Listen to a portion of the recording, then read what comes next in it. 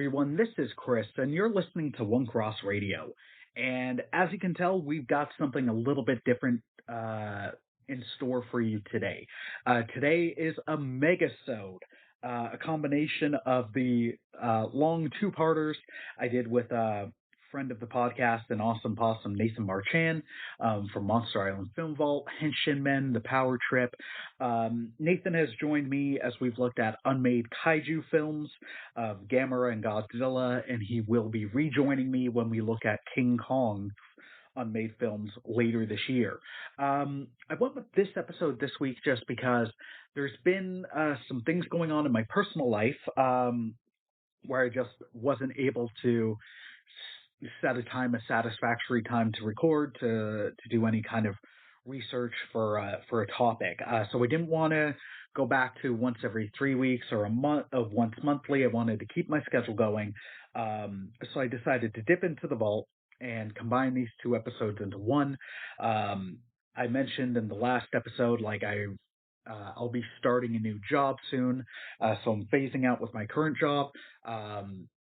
Longtime listeners might be aware of the show through the show. Like, hey, a couple of years ago, we had some damage to our house from a windstorm, and then some water damage. That happened again. I think I mentioned it on the last episode. The bad storm we got. Well, it turns out that sections of shingles off our roof were removed. And then we had, last week, we had a horrible rainstorm, so we got more water damage. So the past little bit has kind of been chaotic. There's been, both Jill and I off and on have been sick a fair bit over the past little bit. So it's just, I don't want to miss an episode again, so I'm doing a combination. I hope to be back with a new episode next week, but I'll keep you all in the loop. New content will be coming, but instead of putting out nothing, I thought I'd refurbish this. Also, if you are wanting some new content that's not One Cross Radio, please be sure to check out my other podcasts, because I have two. I'm not sure y'all know about it. I know y'all know about sorry, I almost called it Into the Weeds, because that was the sub-series on here. I know y'all know about Radio Arcade with myself and my boo, Christian, but as well, I also have I'm still narrowing down the schedule. I took a bit of a unplanned hiatus for a while, but a new episode just dropped of my wrestling podcast, Powerbombs and Piledrivers. So on the off chance you're wanting more Chris Cook content, which is flattering, but also why, you can check out both of those shows. Links are in the description, and you can also find it through my link tree. All that being said, I hope you enjoy this throwback episode. It's a long one. I hope you enjoy it. God bless, my friends. Take care. Peace. Hey everyone, this is Chris, and you're listening to One Cross Radio. And today we are rejoined by my friend and yours, Nathan Marchand. Nathan, how are you doing today? Hello, One Cross Radio listeners! And yes, Jimmy is here too. Awesome. He's basically my Uber driver at this point, because he just built a couple of mechs a few months ago. Right. There were shenanigans after they were unveiled that may have involved a robot battle between me, Jimmy, Godzilla, and Kong. So, yeah. But one of them, one is Mechanicong Mark II, because he rebuilt that sucker. And then the other one is Uber Mogura, which he stitched together from the leftover parts from both Moguras. That one I didn't know about until stuff went down. So now we use that one to fly me around when I have to make guest appearances like this. And thankfully, because I called you up and I said, hey, where can we park this thing? Yeah. And you said, well, there's a dog park not too far away. And let me tell you, as much as I appreciated not having to go through Canadian customs at the airport, we still had to get clearance to fly in Canuck space and land this thing. And I mean, they had to let everybody know, get out of here, get your dogs out of the way. We got a robot coming. I'm just going to put out the friendly rebuttal, sir. Like you're saying through Canadian customs. Have you ever gone through American customs? I haven't had to so far. Oh my goodness, dude. You don't know. I've heard stories. Trust me. I have sure. heard stories. It's not even a comparison. I have friends who order who live in the United States who order action figures from Canada, and it takes forever for them to get here. Oh yeah. I went to Urbana, the missions conference back in 2012. I was at the border for 8.5 hours from 12:15 or till like 8:45.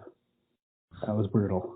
Well, I will tell you, this is actually the first time I have been to Canuckland in quite some time, since probably high school. And that was the last time I was here was on a family vacation, and we went up into Canada in Detroit, went all the way around Erie, spent a few days in Niagara Falls.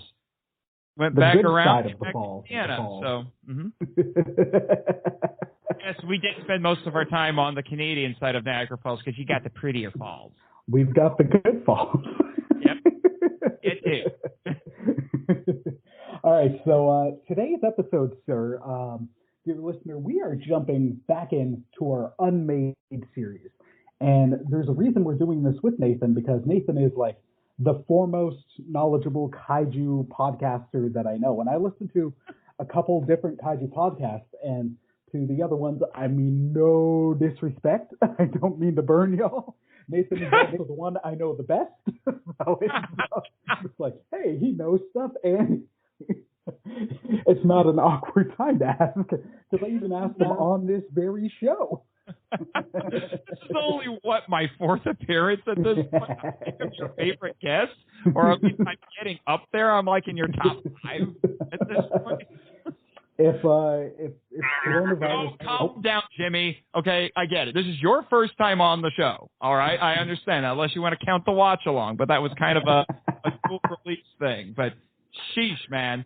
This is, and here's the funny thing. You got Jimmy here. He's just sitting off to the side while I've got my little portable soundboard here to do all the recording. He's just hanging out over there on the side and, still throwing his snarky remarks at me. Of course he is. He can't not be a producer. It's just how it works. Oh, yeah, dude. Oh, yeah. But yeah, so you invited me to come on to talk about these things. Yes, we are looking at unmade Godzilla movies. Yes. Which there are plenty, dear listener. There are quite a few, because we're talking about 65 years, almost 70 years worth of unmade movies. Which is bonkers to think about. This franchise is that old.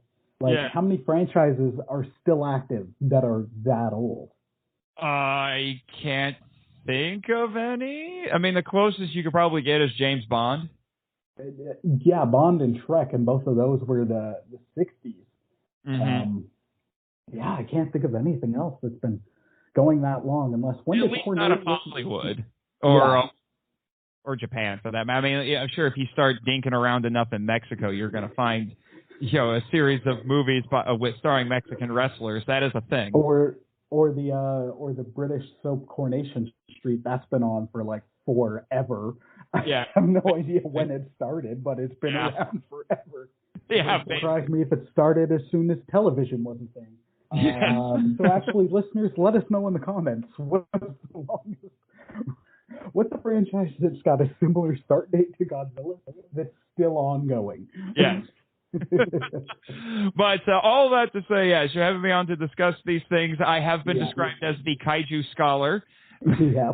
Which I think some people want to contest. I have one or two podcasters who want to compete with me for that title. That being said, yes. But I also have to give credit where credit is due. Most of my research on this subject comes from my dear friend, John LeMay, who is a gentleman and a scholar, I must say. I love John. I've been personal friends with him for several years now. He's been on several episodes of my show. Interestingly, he is one of, I think, maybe, I'll be generous to say 5 people, not in the world, in the multiverse who like King Kong Lives, unironically. So. Wow. I know. That's why I had him on the show to defend it, because I'm like, yeah. It's not good. But but anyway, so is my there any relation with is, him and James LeMay? I don't know. Okay. Just because there's a actually, no, there wouldn't be. James LeMay is the Canadian artist. All right, never mind. You can cut this, but no. A shout out to James LeMay. He's awesome. But anyway, I owe him a debt, because I have been pulling from a couple of his books to compile this list for you. One is the big book of Japanese giant monster movies, The Lost Films, which just has had a new updated edition that is massive, showing you right now. Yeah, see? You can't see it. But this is That's a thick-beaked boy. Yeah, it's a big boy. This is almost as big as Godzilla's thighs. But anyway, and this is the new mutated edition. So, and then also he repackaged some of it with a different focus in another book that he just put out called Writing Giant Monsters, which I'm actually really excited to dive into more, because I'm a writer and I love learning about the writing process for all of these films. Nice. Yeah, and I thought I had something, but my brain farted, so there that went. And you definitely did do so much research on this, and you were telling me along the way, and that's awesome. With me, I didn't have much access, so I was hitting some YouTube videos, and then also Wikizilla and Gojipedia, and those have been tidied up, because at one point there was so much. Oh yeah. Well, there was the long rumor. Is totally legit now. A few years ago, it was a bit of a joke. Now it's seriously legit. Well, the guys, I know a couple of the guys that I've talked with them on occasion at some cons and stuff, and they have been working really hard to improve that website. Well, for a long time there was, under the Unmade section, the rumored Godzilla versus the Devil, or Godzilla versus Satan. Which is something that we will discuss today. Oh, wow, there we go. Because that is a thing that wanted to exist. Right. All right, so why don't we dive in? Would you like to kick us off, or should I? I will kick us off, because especially the second item on this list. Have fun, because it's wild. Yeah, I'm reading that. I'm just that second one on this list is one of the most famous and the wildest in the bunch. But no, the first one I have on here, I will admit, it's a little bit of a cheat. It was codenamed Project G, but it also went by the title The Beast from 20,000 Leagues Under the Sea. Doesn't that sound familiar? Wearing its influences on its sleeve. But basically, this was the first draft of the original 1954 film that was put together by Japanese novelist Shigeru Toyama. Nice. Yeah. Great pronunciation. What?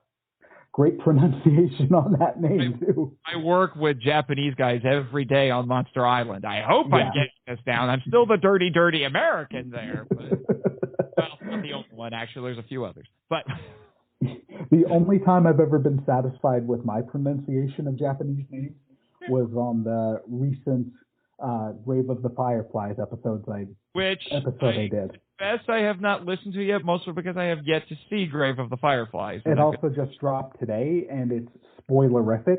That's the other reason I've avoided it, because I don't want. But anyway, so to get into the details of this unmade film, it has the same main cast of characters, but the story's a bit different, and also from what John was saying in his book, it's a bit spookier. So Emiko, one of the main characters who's in the original film, is more proactive in this version. And Dr. Yamane is more eccentric, and he's really depressed. In fact, he wears a cape and only comes out at night in this draft. It's the The Godzilla at different points would have, during this process, he wasn't the fictional, well, let me start that over. He wasn't the dinosaur that we all know and love. He was actually at one point going to be a walking whale, a lizard with floppy dog ears, or a giant octopus. I'm picturing some later kaijus, like I'm picturing King Caesar mixed with mixed with a blue whale. Yeah. And you'll notice a bit of a pattern because Eiji Tsuburaya had this thing for octopuses. They kept wanting to show up in everything. And he only got them to show up on a few occasions. But he really liked them giant octopuses. It's like him and John Peters with the obsession with we gotta have a giant mechanical spider. Yes, just about. So here's the interesting thing, though. It does have shades of Shin Godzilla, with the Japanese government doing nothing until Godzilla comes ashore and causes damage. Mm-hmm. And also, like I said, this draft wore its influences on its sleeve. It also has some similarities to the Beast in 20,000 Fathoms, with Godzilla attacking a lighthouse. And there are scenes. This is interesting, and this almost made it into the final film. Mm-hmm. They actually did film some shots where this happened, but they ended up getting cut. There are scenes of Godzilla eating cattle and other monsters. In fact, if you dig around the internet enough and look in the right sources, you will find a photograph of a special effects scene where there's a cow half hanging out of Godzilla's mouth. It's actually really interesting, but they left that out. In a weird way, I'm kind of glad that they did. The other monsters, especially, just because, don't get me wrong, the other kaiju play an important part of Godzilla, but in that first film, I like that he's, it's solo. Well, if I remember right, when I wrote down other monsters, it's just smaller creatures that he's eating. They're not really the focus. They're just there to get eaten. Oh, okay. The Mega Neuron or Mega Nulon, however you want to say it, in Rodan. You know, the bugs that you see at the beginning. They're like, oh my gosh, these are terrifying. And then later, guess what? They're just snacks. Right. For Rodan. I'm thinking of the sea lice thing almost from Godzilla. Return to Godzilla? Yeah. Yeah. To a certain extent. Which, those will start showing up in a lot of these drafts as we go, too. Yep. Because it's got to be sea lice. Mm-hmm. So, that's really all there is to say. It's the first draft. A lot of stuff got kept. A lot of stuff got refined. Obviously, Dr. Yamane was more of a wizened scientist. He was less eccentric. He didn't wear the cape. I think a lot of this stuff probably would have detracted from the sort of movie I think they wanted to make. It would have made it too pulpy, I think, and I don't think it would have become the classic that it is, because it needed to be more grounded. Oh yeah. Well, some of the stuff as I'm reading it, it reminds me of they released it in the novel, I think, but then also in a trade paperback comic. The original screenplay that Lucas did for Star Wars. And it's so different where it's it's crazy interesting, but at the same point you're like, this wouldn't work. Like, we would not be where we are. I would be curious to actually read the screenplay itself. I've read the comic book series that was inspired by it, and the comic book series was weird enough. Yeah, it's just those differences. So this is something, just because we're talking Unmade, I'd be curious to see this. If they ever, I doubt Toho would do it, unless they lean in on the, hey, let's just, because they're going into a Godzillaverse or whatever they're calling it, and at points they've been hey, once a year, twice a year, we're going to get something out. It's hey, drop this on a streaming service, on a DVD, or drop it in a comic book form. Just be let's see what this, almost the Elseworlds stories kind of thing. I'm a big fan of those. I wouldn't be opposed to this existing, but kind of like the Star Wars, the Dark Horse comic with the Star Wars movie. Put it out there so people can see what could have been, acknowledging the fact that this is not as good. Oh yeah, no. Like, could you picture like a walking whale? Nah. Well, that actually goes back to the fact that the Japanese name for Godzilla is Gojira, which is a portmanteau of the Japanese words for whale and gorilla. Mm-hmm. So some people will kind of translate the name, or transliterate the name, I should say, as something like the whale that walks upright like gorilla, or something like that, or walks like gorilla. I'm just like, I'm picturing the amazing Tokyo burning scene, and you just got this whale kind of like trying to hop around on it. Breathing whale. And it's just like, okay, yeah, no. And honestly, if you really want a giant octopus movie, just watch It Came From Beneath the Sea. Right. Although that one is technically a septopus. What's a septopus? Just because it doesn't have 8 legs. That was a mistake on the special effects. Okay. Wait, so how many? 6? 7? 7. I think it's Gotcha. 7. Although I think Okay. I've heard some people say it's actually a sextopus because it has 6, not 8. I don't know. I haven't watched that movie since I was in high school, so. That's fair. That's fair. All right, I'm gonna hop on to the next one, and you are absolutely right. This is incredibly bonkers, even by title alone. Yeah. So, and I will preface it by saying this is one that actually does exist in some form now. I will explain to you. And I have a bit of a connection to it, so continue. This, as you read this, you're just like, okay, this screams the 60s. I'm feeling I'm getting.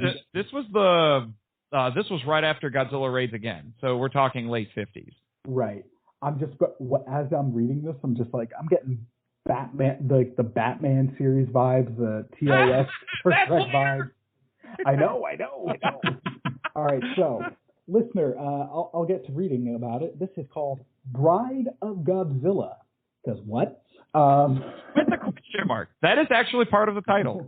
With a question mark. So, yes. Bride of Godzilla.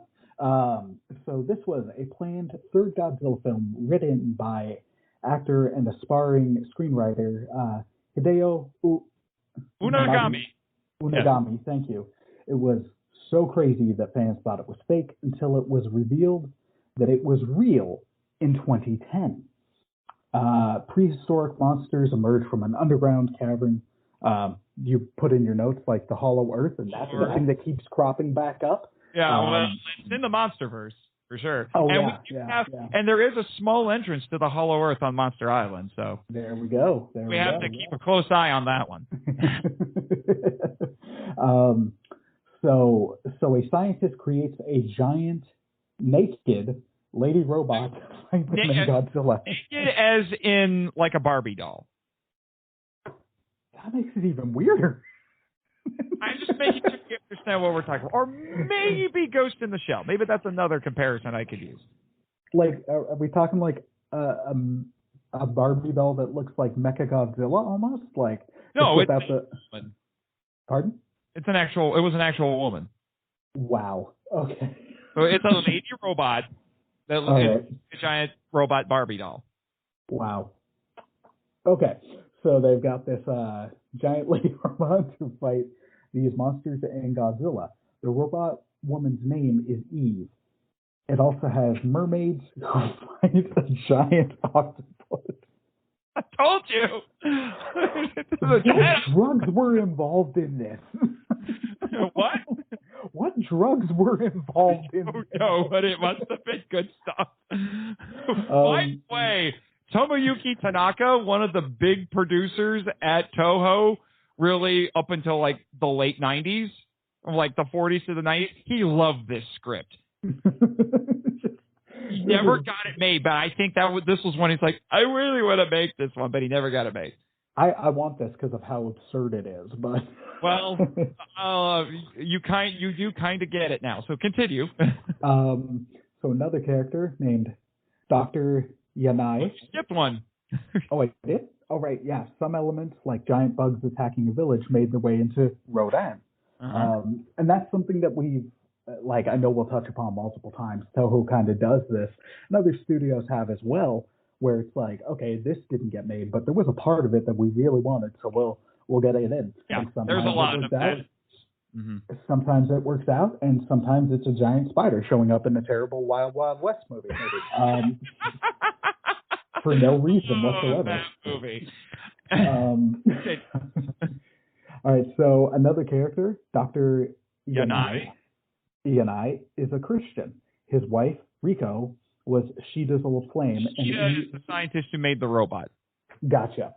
And Eve is built in her image. Yeah, and his wife is Shida's ex-girlfriend. There's also a robot daughter named Robosume by fans that looks like her.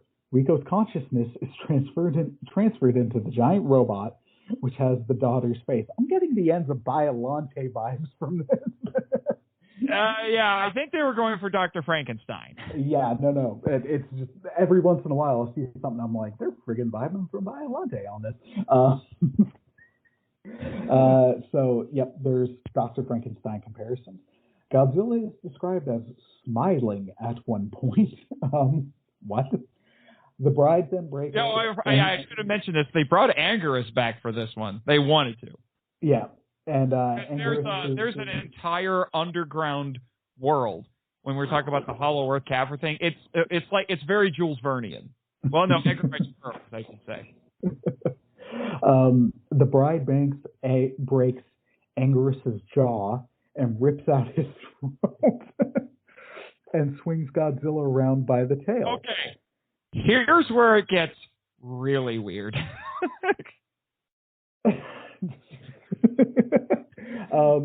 Godzilla then falls in love with her when his ray doesn't hurt her.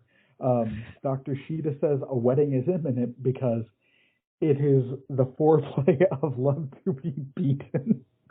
So there you go, fellas. There you go. What's the way to a woman's heart? Let her beat you up. There you go. Don't do that. Or apparently you have to fall in love with a woman you can't beat in a fight. That's what you need to do. So oh my gosh. Don't take love tips from this movie. Don't. It ends with Godzilla and the bride going back to the Hollow Earth, where she detonates an H-bomb inside her, destroying the Hollow Earth, and presumably Godzilla inside. Yeah. Too expensive. That's why it didn't get made. It didn't get made because it would have been way too expensive to do. Yeah. Well, yeah, as you're reading this, you're like, what is this? It was adapted into an audio drama on Kaijusaurus, and your friend Danny DeMana voiced Dr. Shida. That's what I said. So there are a few of these that have been picked up, and they now exist in some form. And in this case, it was the Kaijusaurus podcast, which is, if I remember correctly, is based in Scotland. And they took 3 of these movies and made them into basically like 30, 40-minute audio dramas. And this was the third of the 3 that they made. And yes, my friend Danny DeMana got on it as Dr. Shida. And I actually did ask them if I could audition, but I don't think they got my message. So that's fun. This might be the most bonkers thing I've ever read. not fully, but it's up there. This is just a taste of what's to come, my friend. I'm not kidding you. That is probably at least in the top 5 of zaniest ones, but there's still more to come. Oh yeah, no. This is the first time I've read it all in one go. Like, I've been aware of it, and I've been aware of bits and pieces of it, but all of it together, I'm like, what is this? My brain hurts. Yeah. And the weird thing is, I want to watch it. I do. Listen to the audio drama. It's very entertaining. And before we move on, just because we shouted out this audio drama, these two aren't related to what we're talking about, but they're excellent audio dramas. I got to shout out the Carl Dutton podcast. If you look up on Spotify, I believe they're on other podcatchers as well, most others, if not all. But I found all the episodes specifically through Spotify. His X-Men audio drama is I've listened fantastic. to a few episodes of that. It's actually really good. And the Power Rangers audio drama he does is my favorite Power Rangers thing going right now. Like, it's just finished season 1 of that. It's phenomenal, or more phenomenal, because you have to. But listeners, if you're a fan of either of those, check those out. Just a little content warning: there are some things that they do, and it happens with Power Rangers because also, I mean, it's they're high school students and they don't idealize them as like paragons of virtue. I don't know if I'm allowed to say this on your show, but Scorpina be horny. I'm just saying. Scorpina be bad. And there's I'll do a little teaser for you. There's something coming in the season 2 kickoff where you're like, what? So, all right, let's move on, shall we? All right. So this next one is a little bit interesting. This is the Volcano Monsters. This was technically going to be an American film, believe it or not. This was an American film. Well, okay, let me start that over. You can cut this out. Sure. I was also gonna actually. I'll wait till you're going in. So. Okay. This eventually became the dubbed version of Godzilla Raids Again. It was made by the same studio that imported that film, which, by the way, listeners, if you don't know, Godzilla Raids Again is the second Godzilla film. It was made and released within a year of the original. Yeah. Much like Son of Kong was, where they're like, oh, money. Yeah, put it out there. So it was written by a guy named Ib Melchior. I hope I said that correctly. Who went on to write Reptilicus. Shout out to my MIFV Max member Damon, who was just on a recent episode of my show. He loves Reptilicus, but wow, Reptilicus. So, Godzilla and Anguirus, because those were the monsters in Godzilla Raids Again, they are basically what this would have done is it would have taken the monster footage from the original movie with a little bit of new stuff, and then they would have made a whole other story around it with brand new characters. And they weren't going to be Godzilla and Anguirus. They were just going to be a T-Rex and an Ankylosaur wrecking San Francisco's Chinatown. By the way, San Francisco's going to show up a lot in these as well, just so you know. And here's the interesting thing. The suits from that movie were sent overseas to California for them to use. Because they were going to film a few new scenes with those suits. And the story features an old scientist, his beautiful assistant, and a jerk soldier hero named Steve McBain. Yes, McBain. Why are you talking about my muscles? My muscles are happy that they know you are talking about me. Upon closer inspection, these are loafers.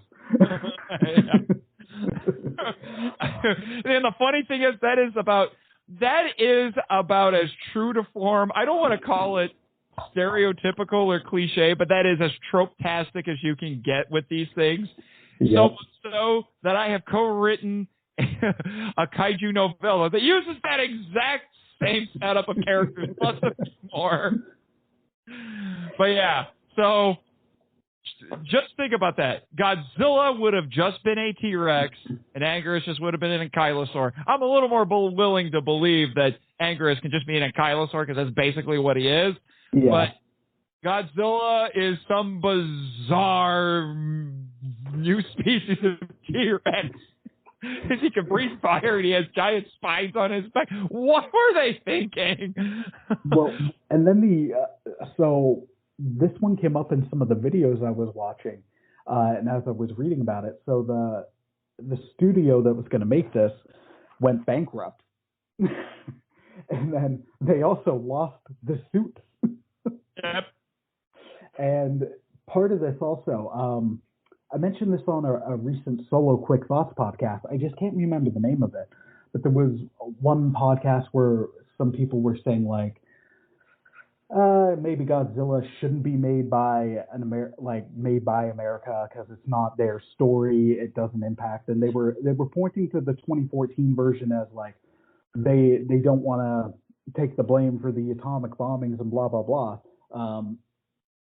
But I'm like, well, one, that movie wasn't passing the buck. They had established in that movie like Godzilla had existed for a long time. It's not like the 1998 one where it's like, oh no, it was France instead. Freedom Prize and such. Well, in there, okay, this will be one of the few defenses I will make of that movie. In their defense, there were French nuclear tests in the mid-90s that were making some headlines at the time. That's and fair. France is technically a nuclear power, so... No, that's fair. That's fair. Also, Philippe Roche, one of the only thing in movie. So, well, I was going to say, I'll defend Jean Reno and Hank Azaria in that movie. How many years are we at now? Over 20 years later, I still want that spinoff. I want that spinoff with those two. That's coming up. All right, so the other thing is, like where I was going with this is when I heard that, and I mentioned it on the previous episode, my rebuttal to that is like Toho from day one has been open to and wanting America to embrace this and other countries to embrace this. This one in particular, like why they were fine with sending the suits in the adaptation was Godzilla was not he was not what he is today. He was not even what he was at the height of the Showa era yet.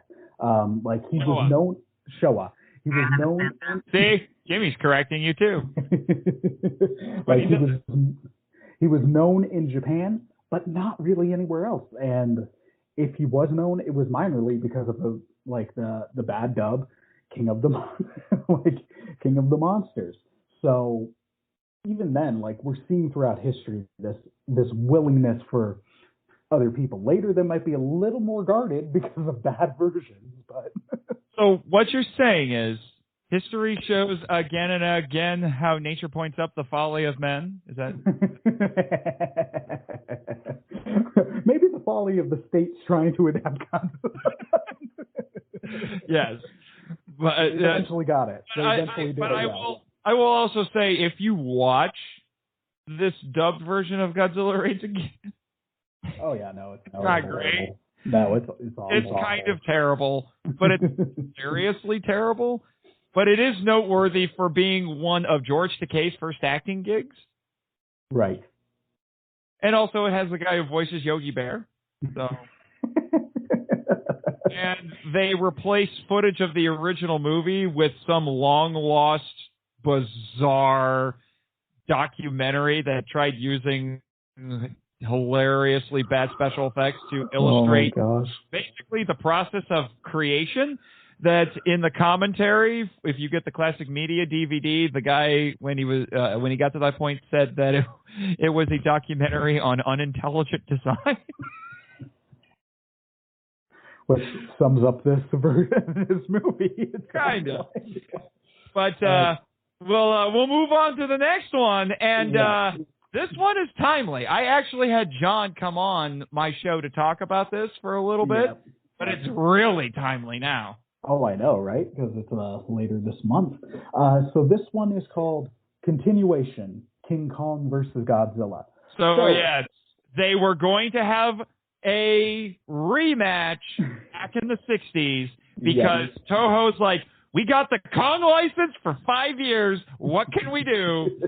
And they're also like, holy frick, this is sold so many tickets and made us so much money. Where's that sequel?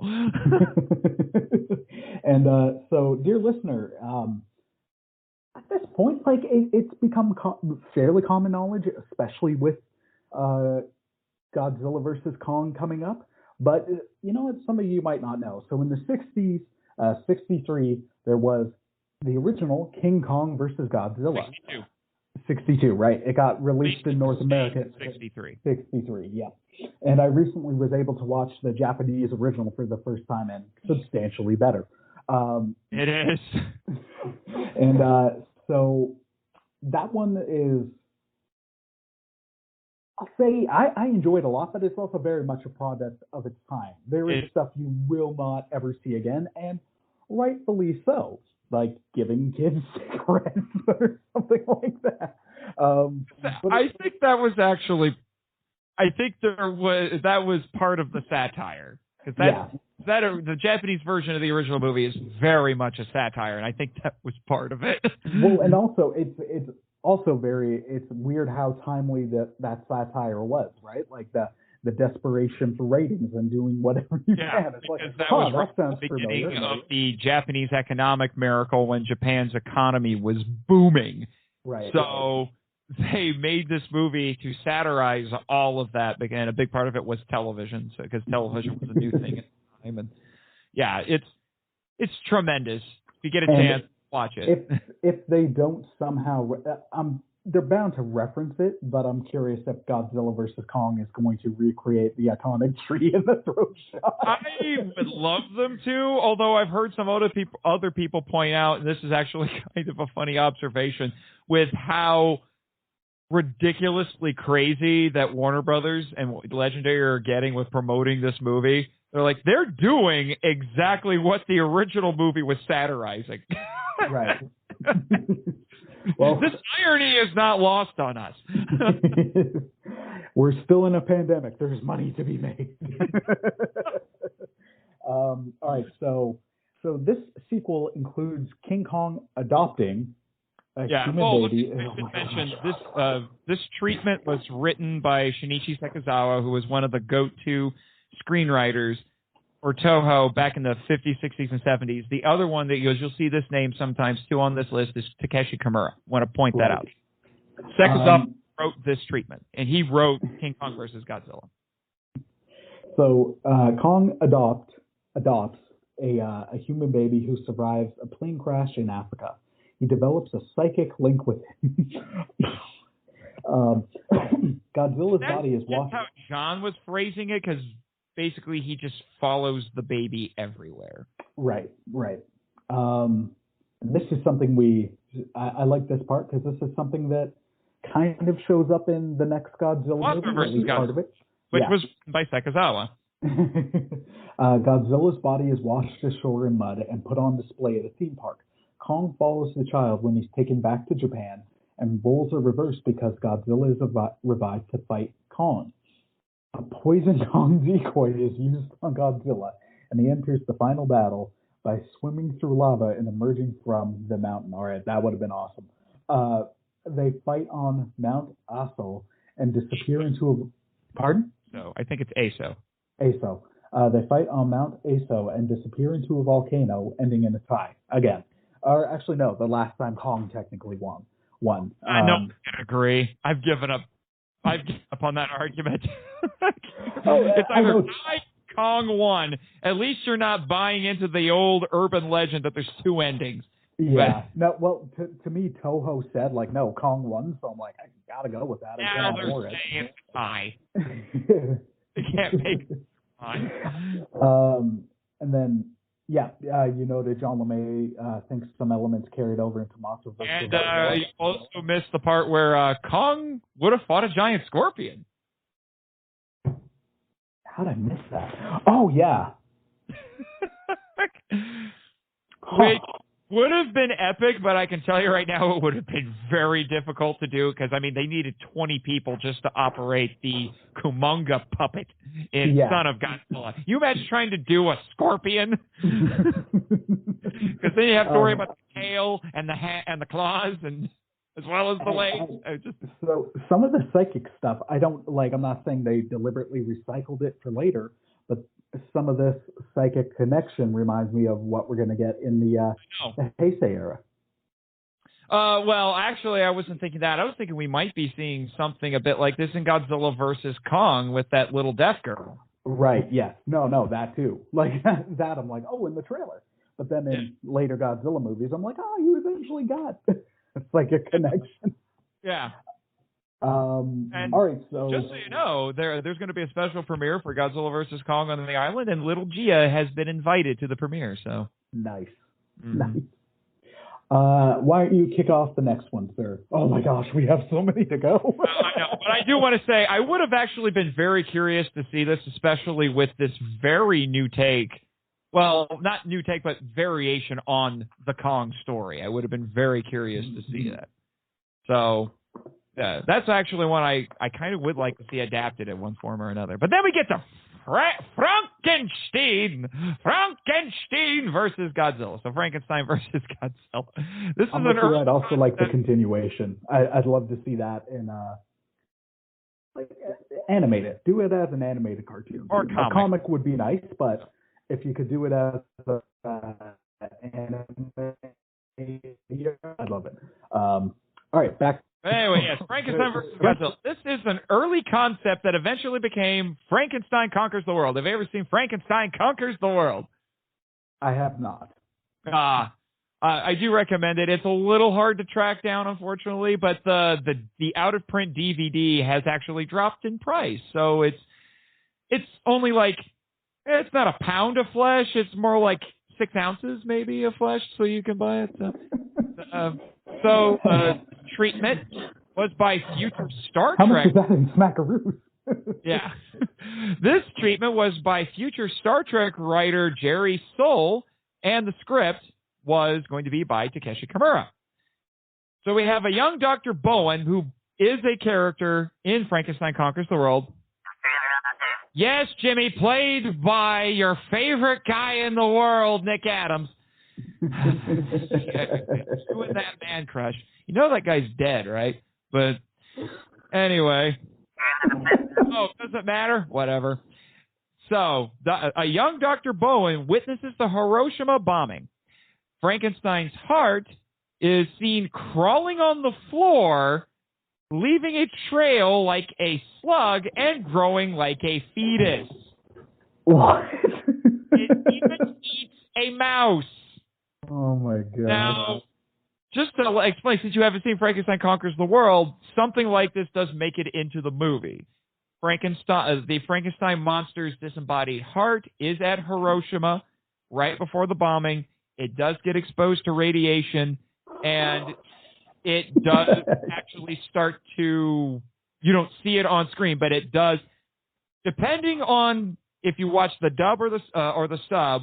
The dub says it was eaten by a vagabond child, and then he turned into a monster, while the subtitled version says that the heart eventually, because of its unusual properties and the radiation, grew a body and was this ragged child that would be running around Hiroshima 20 years later. So, but that was all off screen. So none of this craziness, which, I mean, I would have loved to have seen them try to do this. This honestly sounds quite horrific. Yeah. Like Frankenstein, I mentioned that part, so you can cut this out. So after he becomes a man, basically, he fights the military. You got to remember, he's not giant size at this point. He's maybe 9-10 feet tall. And then the military releases Godzilla from an iceberg, kind of forgetting that he has been in an iceberg for a couple of movies, but whatever. And agitates him to get him to fight Frankie. That's how I put it in my notes. Fight Frankie, because Frankenstein's on the island, and we call him Frankie. Frankie takes Sueko, who's one of the other characters who does make it into Frankenstein Conquers the World. Oh, crap. I forgot the actress's name because I was going to make a joke with Jimmy, but I can't remember the actress's name. He takes her captive and protects her like he's King Kong. Yeah.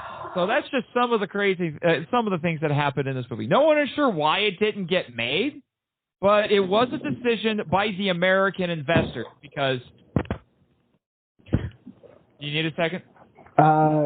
You can keep going. I'm just trying to let Luna in. She just walked up to the door and just started squeaking. Okay. Hi, Loons. Hi. Oh, yeah, nice doggy. She needs love. Yeah. Anyway, because this was one of 3 movies that was being produced by Henry G. Saperstein, and he was investing in it. And so it's one of those 3, Frankenstein Conquers the World. The other ones being Invasion of Astro Monster or Monster Zero and War of the Gargantuas. So it was the Americans who decided we don't want to do this script. And they wanted to focus more on the Frankenstein boy idea, and they thought having Godzilla in this would distract from it. No, that's kind of fair. As you're making this, you're not making the pitch, but as you're reading the pitch, I'm just kind of like, this sounds more like a Frankenstein movie with Godzilla kind of not shoehorned in. He fits in a little bit more than that, but it's still like, this ain't a Godzilla movie. Yeah, and when you watch the final film, there is the Kaiju Frankenstein, and he got replaced with a brand new monster named Baragon. We call him Barry on the island, affectionately. But we have to keep Frankie and Barry separated. They really don't like each other. Oh, that's fair. And so now we come to a movie where a title got used later. Yes. In the Millennium era. It's like, oh, that title's really good. Let's use it. You'll see it a couple of times, actually. Yep. So this one is called Two Godzillas! Exclamation point. Tokyo SOS! Exclamation point. Yes. So it's an early draft of what became Son of Godzilla. It was written by a woman named Kazue Shiba. Did I pronounce that right? Yeah, pretty much. I can't remember her name now suddenly, but this was funny. For years, I did not know about her. And I thought that most of us in the fandom thought that the first woman, and at that point, the only woman to write a Godzilla film was the woman who wrote Terror of Mechagodzilla. Her name, unfortunately, but that's something that still gets shared as a but apparently you have her. And as you read through these notes, you'll understand why I think she probably gets overlooked. So that's fair. And also, I guess you could be like, if you wanted to be, well, the fact is, the Terror of Mechagodzilla got made. But anyways. Yes, Jimmy, that's the sort of thing you would remind me. All right, so Godzilla and his son terrorize scientists building a weather control device on an island before attacking Tokyo. That's very similar to Son of Godzilla. That same basic premise is in Son of Godzilla. Well, and that's the thing we're seeing throughout this. Like, if one thing doesn't get picked and put into the movie that it morphed into, then so many of these things eventually get used. My apologies for the typo on the next bullet point. It's Psycho. Psycho. Okay. Or in the dub, her name was changed to Rico. So the reason I'm laughing is just because I instantly thought of Friends, where they see the commercial where Joey's doing the commercial for Japanese men's lipstick, Ichiban. And at the end, Ichiban, lipstick for men. It's Psycho. But no, trust me, I listened to that movie subtitled very closely, and that is actually how she pronounces the name, and I think that's why they changed it. It sounds like a terrible pun in English. Yeah. All right, so Psycho, a.k.a. Rico, is in this, but she isn't a jungle girl. She is the daughter of a scientist who creates the weather control device.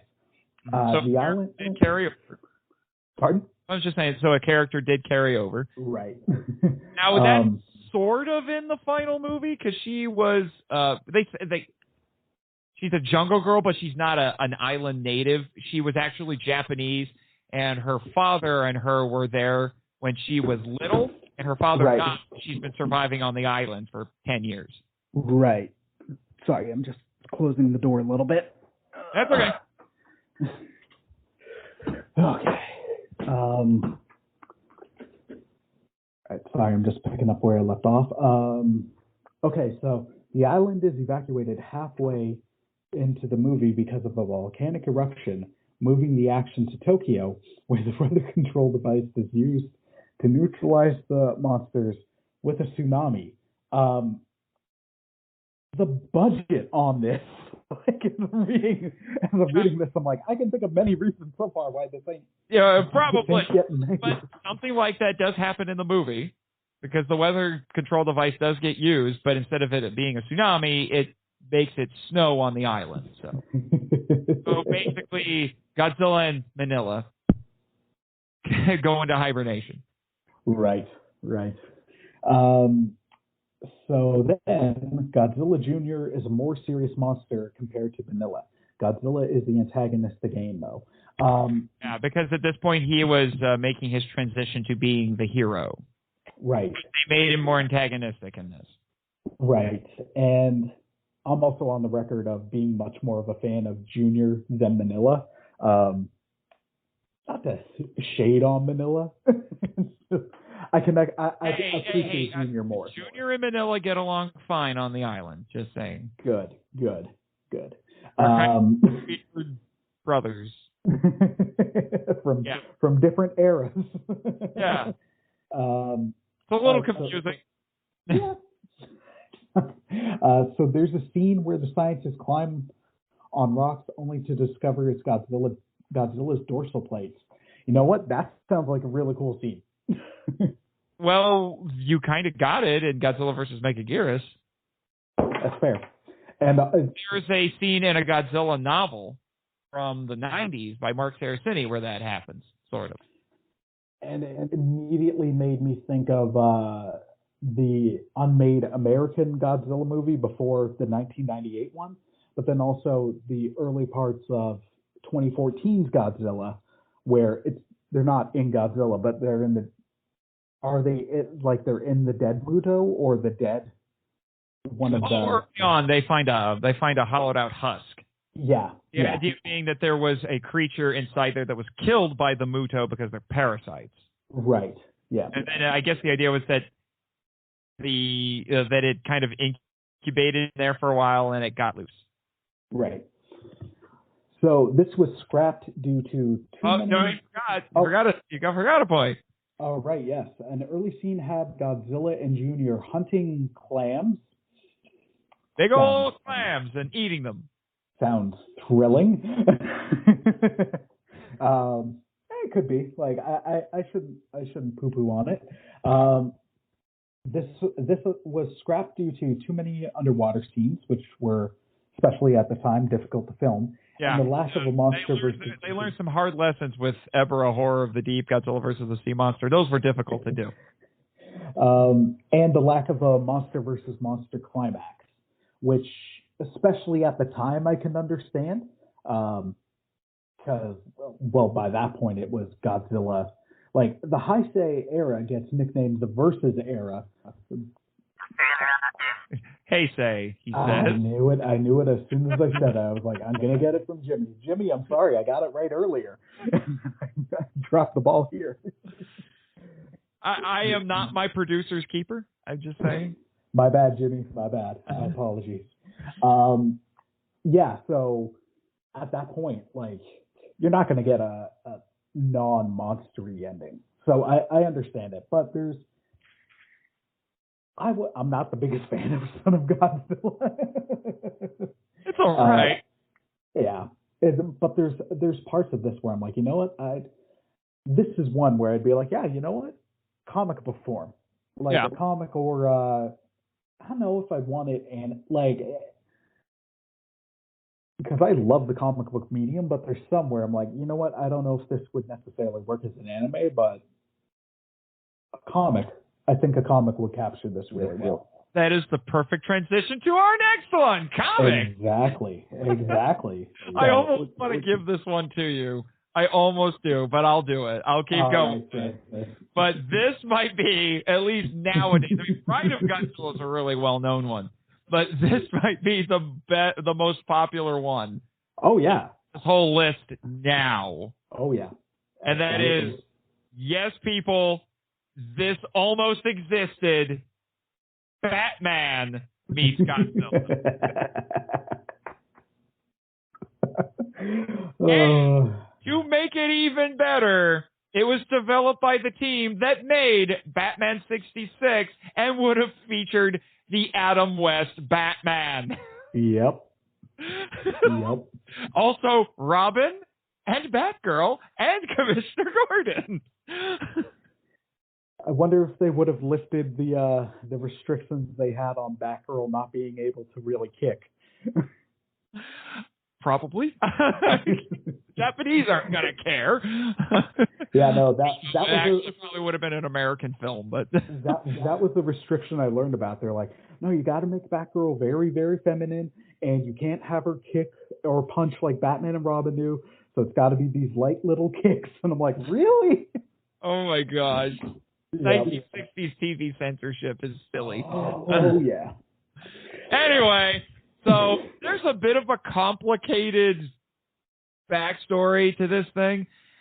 There has been a 38-page script by Sekizawa, but no one knows if he for sure wrote it.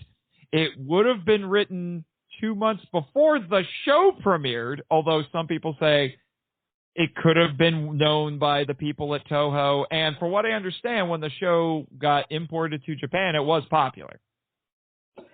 Well, that show was incredibly popular world over. Like as much as 5 minutes. like as much as like love hate's the wrong word, but for a while because I'm like that's and I still have some bones with it because as much as I dig it for what it was, but that's still what people think of when they think of Robin. I'm like, no, Robin's such a great character. Except it's not the show's fault that it's actually true to the comics as they were at that moment. Okay, there's a whole slew of other reasons why that show was the way it was that we are not going to get into because I can't fully blame the show, but it's like Super Friends. Super Friends was a terrible show, but how long did it take for Aquaman to get out of the stupid Super Friends? Yes. Anyway, the primary source for this thing is actually a treatment by a producer on the Batman 66 show, William Dozier. So, William Dozier. There you go. So, you know, and there's some discrepancies between the Dozier treatment and the so-called Sekizawa script. But basically those are the two primary sources for this. It does not, believe it or not, it does not involve any of Batman's rogues gallery. It involves a new villain whose name is Klaus Finster. Which I love that name automatically. I'm like, it is a good name. I can't think of and I'm trying to rack my brain to think of like was it in any movie I've ever seen, has there been a good guy named Klaus? I can't think of one. Which is funny because I have a friend who is now, his whole family actually is now in New Guinea doing work with Wycliffe Bible translators, and his last name is Klaus with a K. And he told me for years he wanted to be able to name a son Klaus with a C just so there could be a Klaus. His wife said no. Probably for the best. Child. Probably for the best. But it's still good. But anyway, so Klaus Finster has a weather control device, and he also controls Godzilla, who is mentioned to have last battled Kong. Commissioner Gordon, Batgirl, Batman, and Robin are all in it, like I said. They defeat Godzilla by distracting the lonely kaiju with a quote-unquote Godzilla mating call and a quote-unquote dynamite blow to the head after climbing him. Batman does this before shooting Godzilla into space in a rocket. So I'm guessing saw the first camera up, and then the board of directors saw this and said, "Hey, why don't we put that in this Nate guy's contract? Then in case he violates it, we shoot him into space." It was also probably seen by Joel Hodgson and all the guys at MST3K, because that's exactly what happens in MST3K. That's so good. Anyway, there are lots of crazy set pieces, like Batman and Robin fighting sumos on a train. Right. Running naked through a bathhouse, but still wearing the cowls to honor tradition. Yes, Jimmy, you told that story already. Yeah, you did that once. And Bruce and Dick fighting samurai kabuki actors. Oh my gosh. Batman gets infatuated with. Excuse me. I'm going to back this up. That note is incorrect. That it's not Batman. It's supposed to be Godzilla. So you can cut all of this out. Godzilla gets infatuated with Batgirl at one point, and Batman deduces that he appears once every 5 years to find a mate. One ending even had them defeat Godzilla by making a giant female robot Godzilla who is carried off into the sea by Big G. What? Apparently, they also read the Bride of Godzilla script. I think it's just the 60s where the solution was space and sex. Oh, you like this? Okay, fine, Jimmy. Fine. Thankfully, you tend to solve things with space. The last scene has Batman, Robin, Bruce, and Dick. Yes, you read that correctly. All at a baseball game, but the last two have contracted laryngitis. They're revealed later to be robot doubles. It sounds... Actually, I think that's been done on occasion in the comics. For Batman and Superman, I think. All right, this is bonkers. Just when you thought Bride of Godzilla was nuts. This is a different kind of bonkers. Yeah.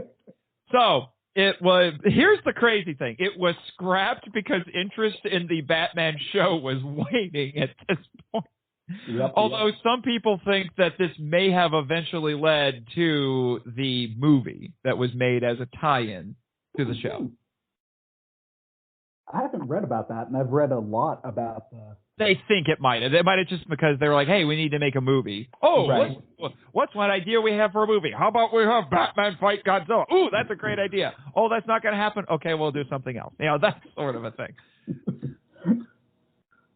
However... Some days you can't get rid of a bomb. No, you can't.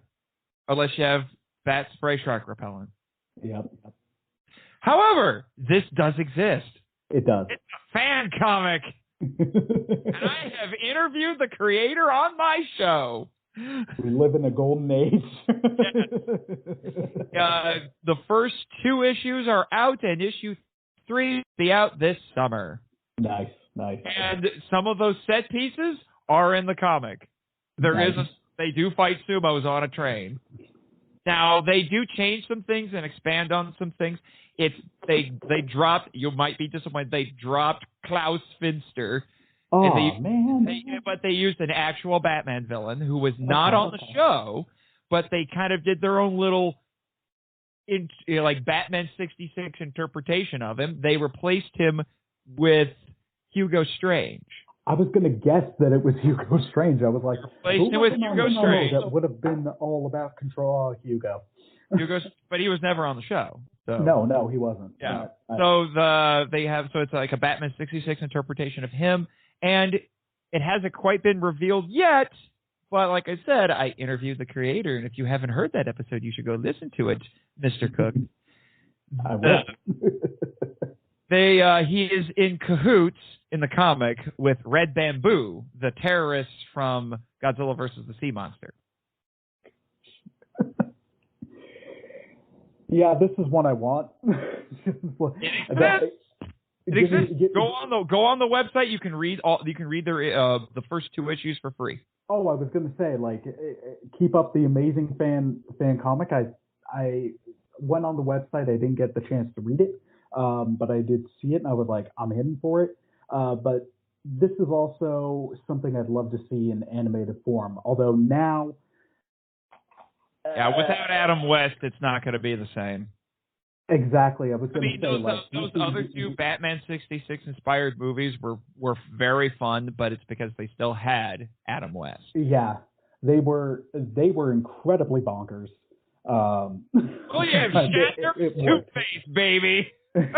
That made me happy because I'm going to be honest with you, Shatner could have done Two-Face back in the 60s. It would have been great. Shatner is so underrated for his comedy. Like his comedic chops are just outstanding. He almost, if doesn't fully steal the show in Airplane 2, if he doesn't fully steal the show, he makes every moment of his limited screen time just outstanding. I have seen that man rap Shakespeare. Because of course he did. Watch the movie Free Enterprise. He raps Shakespeare. Because he's William Shatner. He also tells one of his fans while he's being bullied, because he's an illusion. It's in the kid's imagination. He's getting beat up for showing up at school wearing a Starfleet uniform from TOS. And well, no, he's getting beat up, and it's partly because he was wearing that. And then Shatner's like, "What are you doing, kid? This isn't worth it. It's just a TV show."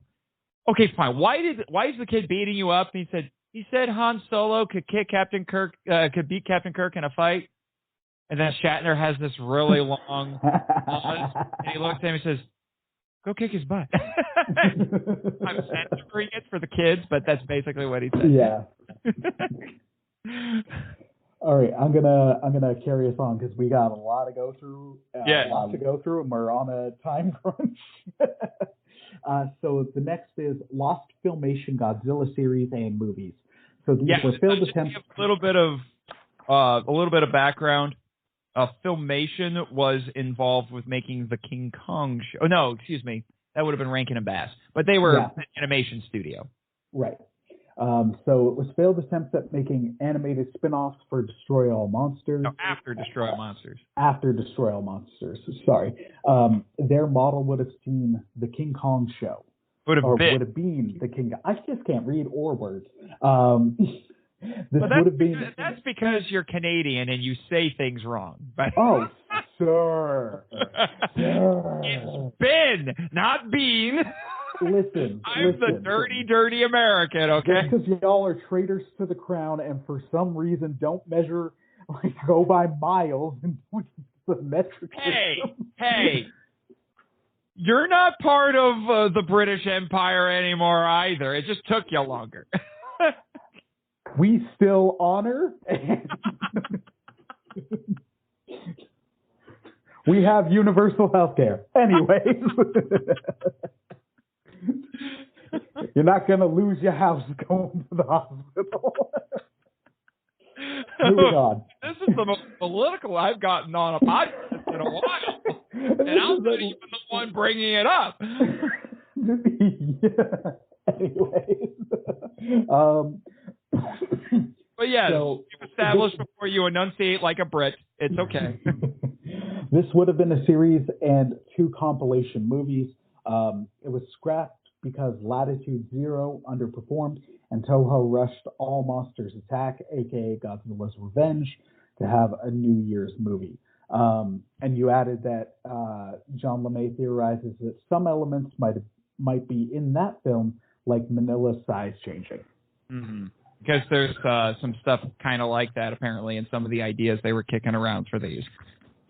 And but is that, you know how there are animes that will do compilation movies where they take either whole episodes or excerpts from episodes and kind of edit them together into a movie? That's basically what this would have been. It would have been a TV show, and then they would have edited together some movies and put them out in theaters. So it would have been a cartoon version of Gamera Super Monster.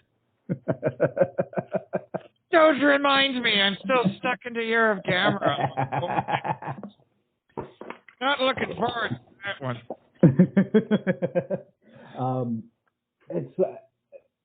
I don't want to park here too long, but I'll say like so far, and I got to give it another shot. I do. I wasn't that infatuated or thrilled with the Godzilla anime trilogy, but I've heard better things, so I do want to give it another shot. Listen to my episode on it. You might have a deeper appreciation. I have. I've listened to your episode. I've also listened to Bex's episode, which you were on. Great. Those were the nicest podcast episodes I heard on that trilogy. Because we all liked it on that show, and we were very nice to it. And more people need to be nice to the anime trilogy. Well, that's the thing. I'm not trying to bag on it. At times, I'll be like, something's bad, and then I'll be like, you know what? It just didn't connect with me. It just might not have been for me. There are no bad Godzilla movies. There are just ones you don't like. I don't know if I go that far. It's a mantra that some people have floated around in the fandom, and I kind of like it. But I like it. I'll agree with it for the most part. I just don't know if I'd ever be like, Godzilla's revenge. Watch it in Japanese. It is so much better. That's fair. It is so much better, and if you know the context, the cultural context for it, it enhances it quite a bit. And honestly, I have a justification for the stock footage, but that's an episode for another time. That's another. So far, the only thing I'd say that's been Godzilla in a cartoon or animated form that I thoroughly and continually enjoy is that that late '90s series based off of the terrible Godzilla 1998. Yeah, which we'll talk about a little bit because we got one of those coming up. I know, and that's actually we'll get to it, but that's one I'd be we'll down for. Save it for when we get to it. All right, I will. Especially since we're getting to the spoiler warning. This is one I really, really want to see exist at some point. Mm-hmm. I don't care how it exists. I want it to exist. The title doesn't sound all that interesting, but once you get into even just a handful of details I have here about it, it is amazing. Right. So, Godzilla versus the Space Monsters. This is one of two dueling drafts of a script that eventually became Godzilla versus Gigan, which is not my favorite Godzilla film. It's high on my list, but it is the one I will champion the most because it is in my opinion, one of the most underestimated movies in the entire franchise. Fight me. This one was written by Kimura and does have similarities to Sekizawa's draft, which was called The Return of King Ghidorah. Mm-hmm. And it was Sekizawa's that was ultimately chosen. They went with his script, and then he made some modifications to it, took some of Kimura's ideas and put them in there, which is why I am shocked Kimura didn't get a screenwriter credit on this, and I think that's ultimately what made Kimura just quit the screenwriting business because he basically disappeared after this. Yeah. So I think he's like, fine, you're not going to use my script, you're not even going to give me credit because the other guy took some of my stuff, screw you. And yeah, because Kimura hated Toho. He's like, you're a job, but I hate you. So, yeah, but that's a whole to-do. Danny DeMann and I did a presentation on Sekizawa and Kimura at G-Fest. It's on my podcast YouTube channel. Go watch it. All right. Nice. So this script featured a monster called Majin Tuol, who was like Daimajin. You probably haven't seen Daimajin, the Daimajin trilogy from Daiei. I did some episodes on it last summer. Yes, Jimmy, you got beat up by Daimajin. That was funny. Yeah, but anyway, those are movies set in feudal Japan, and Daimajin is a statue that comes to life. Right. Okay. So we also have quote unquote Megalon. The only details we have about Megalon is that he has eyes on the ends of antennae. That's it. And the main villain of this movie is an evil alien brain. Yes, I just said that, named Miko, and he tries to conquer the world using TV propaganda. Well, He even says at one point he does not want to cause damage like Godzilla and Anguirus, because they are in the script, do while fighting the other monsters. So he tries to turn humanity against Godzilla and Anguirus. And he sends human emissaries out to spread his message. And at the end of the movie, he uses Ghidorah as his chariot. And this is the moment that he reveals that he is, in fact, a disembodied alien brain. Poor Ghidorah, man. Poor Ghidorah. Always being jockeyed by people. Yes. Always being brain controlled. Yes. Gigan is in this. He appears while destroying satellites, which, interestingly, was a concept used by Mark Saraceni in his books in the 90s. And obviously, like I said, Anguirus is in it. The main characters are an inventor, a pilot, and two stewardesses, flight stewardesses, one of whom is an evil android. Naturally. And it takes place in Science Land, which is not an amusement park like in the final film, but a research facility. And interestingly, the name Miko is used for an alien in the video game Super Godzilla on the Super Nintendo. Yep. And if it isn't obvious already, the reason this didn't get made is because it would be way too expensive. I want this to exist. Yes. So much. Yeah.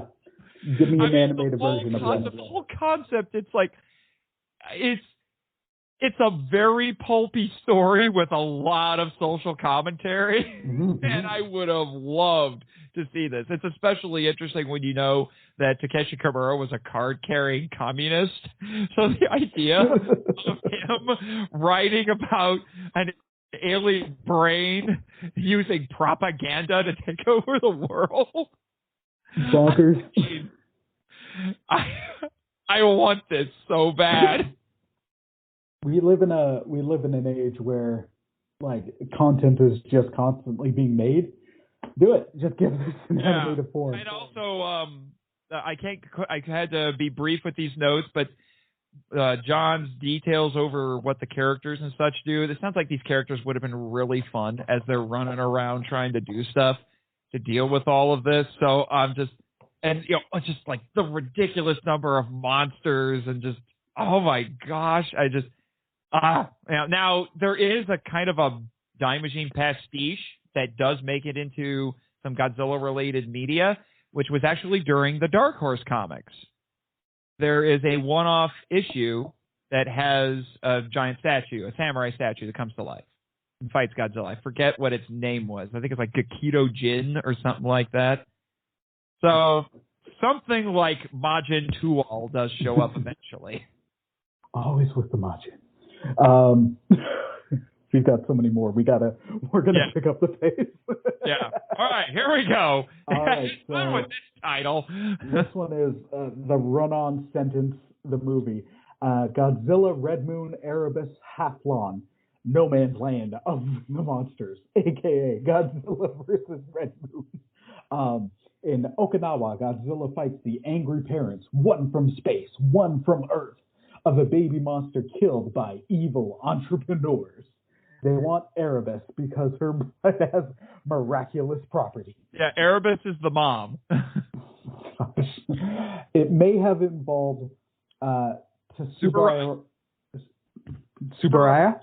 All right, Tsuburaya Productions, who took the concepts and made Daigoro versus Goliath to celebrate their 10th anniversary in 1972. Yeah, Tsuburaya Productions, for those who don't know, was founded by Eiji Tsuburaya, who was the big special effects guy at Toho in the 50s and 60s.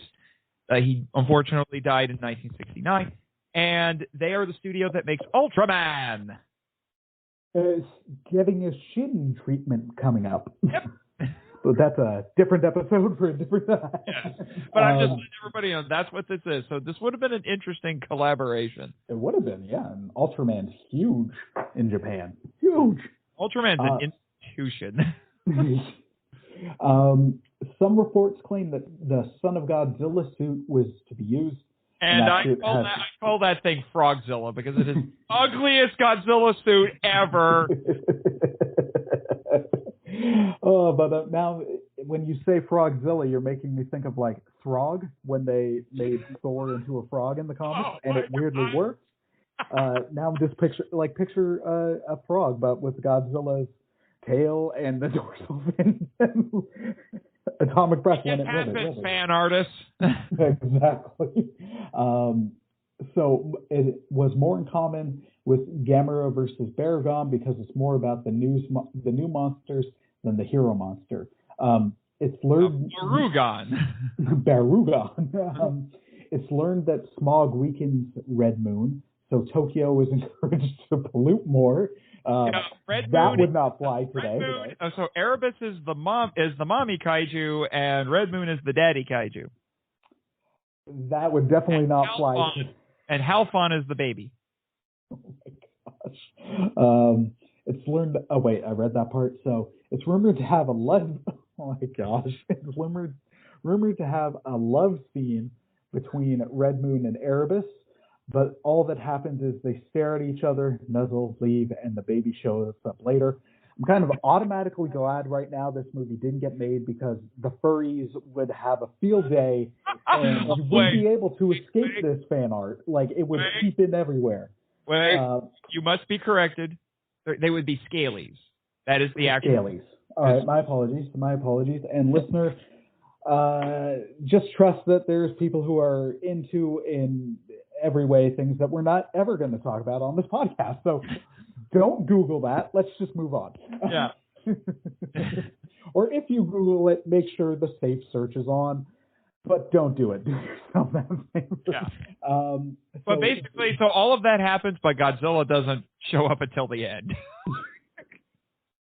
Naturally. He just shows up at the end, basically. And John LeMay theorizes that it wasn't made due to the ambiguous natures of the monsters. That, and I can think of many other reasons. Well, but because the opponents in that one really aren't evil. They're not bad. Yeah. They're just like, we're just doing our thing. So, yeah. All right, let's carry on. Yes. So now we have... And this is, you'll notice that there's a lot of themes in this because we just mentioned that that one would have started in Okinawa. Well, we have another one in Okinawa. So here's another pattern that we see going on. This is the early 70s, you have to remember. Monsters converge on Okinawa. Showdown at Cape Zanpa. Godzilla, Mothra, and Anguirus battle a giant robot named Garugan made by evil aliens. It's basically the first draft of Godzilla versus Mechagodzilla. I'm like, I've seen this one. Yeah. It was pitched by Sekizawa and written by Masumi Fukushima, a science fiction writer who helped with Matango. It was set in Okinawa because those islands had just been returned to Japan, and a 1975 World's Fair called the Okinawa Ocean Expo would take place there. So Okinawa was big at this point. Yeah. Hence why Godzilla vs. Mechagodzilla in 1974 is set in Okinawa.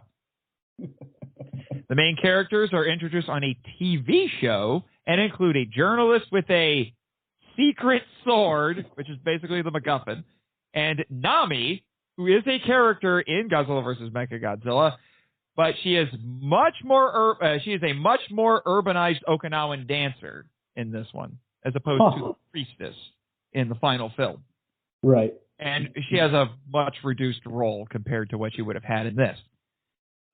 The alien villains masquerade as a corporation and want to... This is great. They're not trying... This is straight out of Hitchhiker's Guide. Because these aliens are not trying to conquer the planet because they're like, you have a resource we want, or we need a new planet. No. They're trying to conquer Earth so they can auction it off to the highest bidder. And the Nebulans, the cockroach aliens from Gigan, are mentioned as potential buyers. Oh my gosh. I love this idea. And throughout the script, it has some James Bond-style set pieces, because, again, that was big at the time. And there's some of that in Mechagodzilla 74. Godzilla barely appears in it, making Anguirus and Mothra the real stars. You see more of them going around doing stuff. Godzilla only appears, I think, like 3 times. Maybe. They should have started the whole World of Godzilla thing a lot earlier, because then this could happen. But here's what's kind of nuts. Mothra has no Shobajin in this, and acts a bit more violent than usual. The seeds for Batra were planted. So that's coming up. Oh, Batra's awesome. And then Tokiyuki Tanaka put the kibosh on this because he thought Garugan, however you want to say it, was too generic. And then we got Godzilla's robot double. Which, I dig that one. Again, as I'm going through this, it's like, well, the better choice was made. All right, so I'm going to move us along. All right, yeah. Jimmy, I think you might want to minimize the interruptions from here on out. Just say it. Yep, we got a bunch of pages, and we're running low on time. All right, so, pardon? Let's do it. Yeah, all right. So next one is Hedorah's Counterattack and Godzilla versus Ghidorah. Is this one title? All right, so, okay. These were 2 proposed Godzilla films from Godzilla vs. Hedorah director Yoshimitsu Banno. The first would have been a rematch between the Smog Monster and Godzilla in Africa, and the second would have been Godzilla fighting a giant alien starfish spawned by pollution in Okinawa, also featuring the Okinawa Expo. The later was nicknamed Godzilla vs. Hitoda by fans. Godzilla versus Starro, apparently. Oh, man. Or somebody just saw a message from space. One of these. Banno compared it to E.T. because it featured underground aliens. It was deemed too outlandish and expensive, and the former is the inspiration for another Kaiju-saurus audio drama. Yeah, the Hedorah's Counterattack. So I forget what they called. I think they called it something like Godzilla versus Hedorah 2 or something like that. But yeah, Hedorah's got a lot of love, so it would have been. And he's hardly appeared in anything. But let me tell you, as we go through this list, you will see. Yoshimitsu Banno's like, I made one Godzilla movie, and I love it, and I'm just going to keep doing stuff with that. So let's keep going back to that. Well, he was a little obsessed with the rematch for decades. World of Godzilla might be the time, man. Yeah, they're wanting to do like a movie a year, one movie every 2 years. Gotta hit these. Anguirus is gonna get his time to shine, baby. He was also, as you could tell, very, very obsessed with environmentalism, because that's and it's every time he appears on this, it's all about environmentalism. My gosh! Man, I really hope we get Batra back. Anyways, let's go. And now we come to another one of my favorites. Yeah. The title sounds ridiculous, but I love it. Dude, this title makes me. I'd be like, you get my money off the bat right now. I don't have to see anything, just for the title alone. Okay. The title of which is Japan's SOS, Godzilla's Suicide Strategy. Like what? Gotta love those Japanese titles. So Godzilla battles an invisible robot monster, Chameleon, who is made of special metal, making the titanium. Indeed, Jimmy. Maybe you should build this thing. No one would know you ever built it. You could just tell people he's in your garage and no one would know. Making the humans think. So Godzilla fights this thing, and it makes the humans believe that Godzilla is no longer the good guy. He's no longer the hero. He's turned on him. That's one of the reasons I love this. He then battles Chameleon and Gigan while blind. I will explain that a little bit more as we go. It never got beyond some log lines and a 3-page treatment by Hiroyasu Yamura. All right. So here's some of the things that happen in this movie. Aliens invade the Prime Minister's house and demand he sell them land in Japan.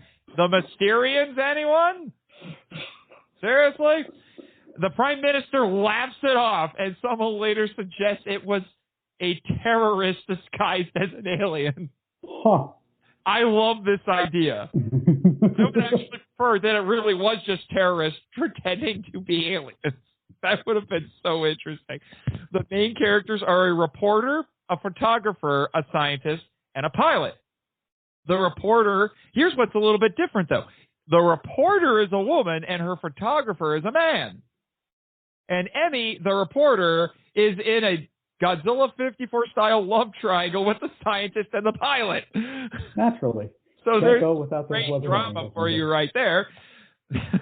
Gigan is mysteriously resurrected because he died in Zone Fighter, which was an Ultraman-style TV show that Toho was producing at the time that actually had Godzilla and King Ghidorah show up in it. Oh, snap. I didn't know about that. Yeah. Good luck finding it, though. It's never been released. Internet Archive. I'll see if it's there. And can now Gigan has a new superpower. He can make hurricanes. The go-to of the flying kaiju. Yeah. And Camellia Gon is said to have a giant rotating saw. That's something that Gigan has. Well, on his belly. Yeah. Some sources say Godzilla can see Camellia Gon because he's a tetrachromat, which is a real thing, by the way. Okay. It's a real thing in nature. He can see more. He has more light receptors, so he can see a broader range of light. But the treatment says that the robot alerts Godzilla to its presence using sonar. I think Godzilla being a tetrachromat would be a little more interesting. Yeah. So here's the part that sells me on this. I mean, there's already some interesting stuff in here, but this is the part that sells me on this concept. And I want this to exist so bad. Godzilla fights Camellia Gon. So besides the fact that the humans think he turned on him, the humans, because they think he turned on him, hit Godzilla in the face with a chemical weapon missile that blinds him. The aliens rejoice that they've made Godzilla public enemy number one at this point. And then, like I said, Godzilla has to fight both Camellia Gon and Gigan at the end of the movie while blind. So he's basically Zatoichi. And if you don't know who Zatoichi is a Japanese film character. He's almost like a James Bond because he's been in a gazillion movies since the 60s. And he's a blind swordsman. I didn't know about him. There you go. There's a whole bunch. There's, like I said, there's like about as many Zatoichi movies as there are Bond movies. And apparently Godzilla is fighting them using sound. That's all that the script says. That's all the treatment, I should say, says. I like that. I want this to exist so much because of the whole idea of playing on the concept of Godzilla turning on the humans and they don't trust him anymore, so they're paying attention to continuity, and then he has to fight while blind at the end, and it's just so interesting. I want to see this. I really, really want to see this. And you know what's brilliant about it? I'm amazed that they didn't think that this could work because they wouldn't have had to build another suit technically. Because Camellia Gon is invisible. Exactly. And they could have just recycled the Gigan suit. Why didn't this get made? It's something that should. And it's also something where a little bit of it we got in Mechagodzilla. Like that's the thing. No one is quite sure when this was put together. Yeah. None of the sources for it have dates on it, so they don't know if it was made before Mechagodzilla, which means some of it found their way into that movie, if it was made afterward, so they were just recycling some stuff. So then, next up we have the Godzilla revival meeting of 1978. So just to provide some context, listeners, at this point, Godzilla was on hiatus. Terror of Mechagodzilla was his swan song.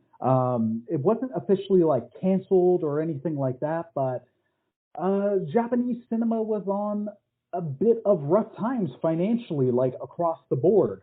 And as much as by this point in the Godzilla films, they were being made as cheaply as possible, that's not an insult because, like, Terror of Mechagodzilla it's a very underrated Godzilla movie. I actually watched it recently. I was like, man, this is a great note for this era to go out on. And it was actually my first Godzilla film and remains one of my favorites to this day. To me, in a lot of ways, it feels like it's got some of that darker edge that the Heisei era does. And it's out of all the Showa. I know Jimmy corrected me earlier, so I'm just covering my bases. Out of all those other ones, this is to me the one that captures that kind of darker tone that the original had. Like, it's not quite there. No, they're very different films. Yeah, and there's a lot of things in Terror that brings it full circle. Exactly. Because you have Akihiko Harada playing a scientist again, but this scientist is the villain, and he dies at the end. Spoiler warning, and there's a lot of thematic things that come back in Terror. And Terror is to me it's a great one, but it's just to provide that context. So that ended in 75. Okay, right. 75. But Tomoyuki Tanaka wanted to bring Godzilla back at some point. The initial plan was to put Godzilla out to pasture for 10 years or so. Then they would try. But Tanaka in the meantime was trying to get more ideas for movies. And it's something that's a thing that Toho does with Godzilla repeatedly. They'll hit a point and they'll be like, sorry. They'll hit a point and then they'll be like, you know what? It's time to take a break. And it's never fully like, hey, they're gone.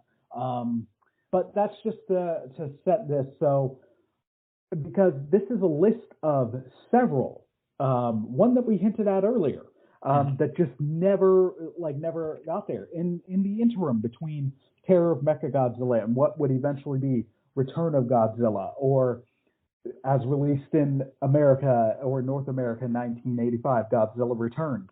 So these were stuff that were pitched in that gap. So this produced unmade concepts including Godzilla versus the Devil. You heard me right. And Godzilla versus Gargantua. The later was made into an audio drama by Kaijusaurus. Yeah, my notes will explain what that is in a second. So it was held by Tanaka with Bono and Ken Tsunada from Toho. Tsunoda. And several outside critics. No one knows what exactly was discussed, but several unmade projects came from it, such as Godzilla, God's Angry Messenger. I dig that title a lot. It had aliens create Godzilla. Don't like that part. It had aliens create Godzilla by experimenting on dinosaurs, putting him in suspended animation, and he hatches from an egg in present day as the Last Judgment. Parts of that I like. Like, Godzilla being this, this sounds a little bit more like the force of nature aspect, and that I dig. It almost sounds like it's supposed to be like Godzilla is the embodiment of the wrath of God, like he's the Spectre or something. I'm getting Gamera, Guardian of the Universe vibes a little bit. So that one color me intrigued. Well, the thing is I think somebody was just like, that's such a great idea, because there's a lot of projects I think that came out of this meeting, and to a lesser extent, some of the projects we'll get into after this, but we're bouncing off of that concept. So then the next note has Ryu, and how No, do you pronounce his Rio. last name? Rio? I'm done, man. Rio. Mitsuse. Mitsuse, perfect. Rio Mitsuse, I got it. Wrote one draft where Godzilla and Nessie, yes, that's right, the Loch Ness Monster, Nessie, were created by aliens on Venus, of all places. Calm down, Jimmy. Calm down. I know Venus triggers you, but that's okay. And he emitted strange lights. Dinosaurs commit suicide upon hearing Godzilla roar. He also makes people in a village commit suicide. It also has Godzilla interacting with people in Atlantis and King Nimrod and the Tower of Babel. Yeah. So it's this really dark film where Godzilla has apparently been appearing throughout the course of human history. Yeah. If people or basically anything living hears him, they kill themselves. It's just what? Yeah. There's aspects of that I like, and then there's other aspects I don't. I have a feeling some of that must have been Yoshimitsu Banno's influence because it reminds me a bit of Prophecies of Nostradamus, which he wrote and was the second unit director on. Right. And that movie is banned, so have fun watching it. Well, and also, like, the emitting of strange lights, it's making me think of 2019's King of the Monsters, where it's that kind of display where I'm like... intimidation display. At least that made sense. Yeah, exactly. Like, that kind of thing, that I enjoy. Or if it wasn't the committing suicide part, but if it was the freaking out and causing them to behave abnormally, then that I'm down for, because it's like there's this... It's a strangely Lovecraftian sort of idea, to be honest. Yeah. It's, well, episodic and Kubrick-esque. Yeah, this sounds like a Stanley Kubrick Godzilla movie. It really does. Another draft starts in Stonehenge and features an all-consuming algae. I understand why that one didn't go. Godzilla versus algae. I don't think it was versus algae. It was just another element of the story. Yeah. This was supposedly shown to Henry G. Saperstein, who instead pitched Godzilla versus the Devil, which had Godzilla fight Satan himself, which some think might have been Godzilla versus Bagan. You're going to hear about that critter a lot coming up. And, the most famous Toho monster that never got made. Yep. World of Godzilla, man. It's time to shine. Next up, we got Godzilla versus Gargantua, was apparently another Saperstein idea that was pitched. It would have been a sequel to War of the Gargantuas featuring Godzilla. Which, again, was made into an audio drama by Kaijusaurus. There we go. And then Sekizawa contributed with a treatment called The Anger of Godzilla that would have had him resurrected in the infamous Suicide Forest. Yeah, which Bex and I talked about in our episode on Rebirth of Mothra 3. Yep, and that forest has a lot of tragic history that unfortunately some mook on YouTube, who I refuse to name to not give him attention, did a disrespectful video in, so never mind that guy.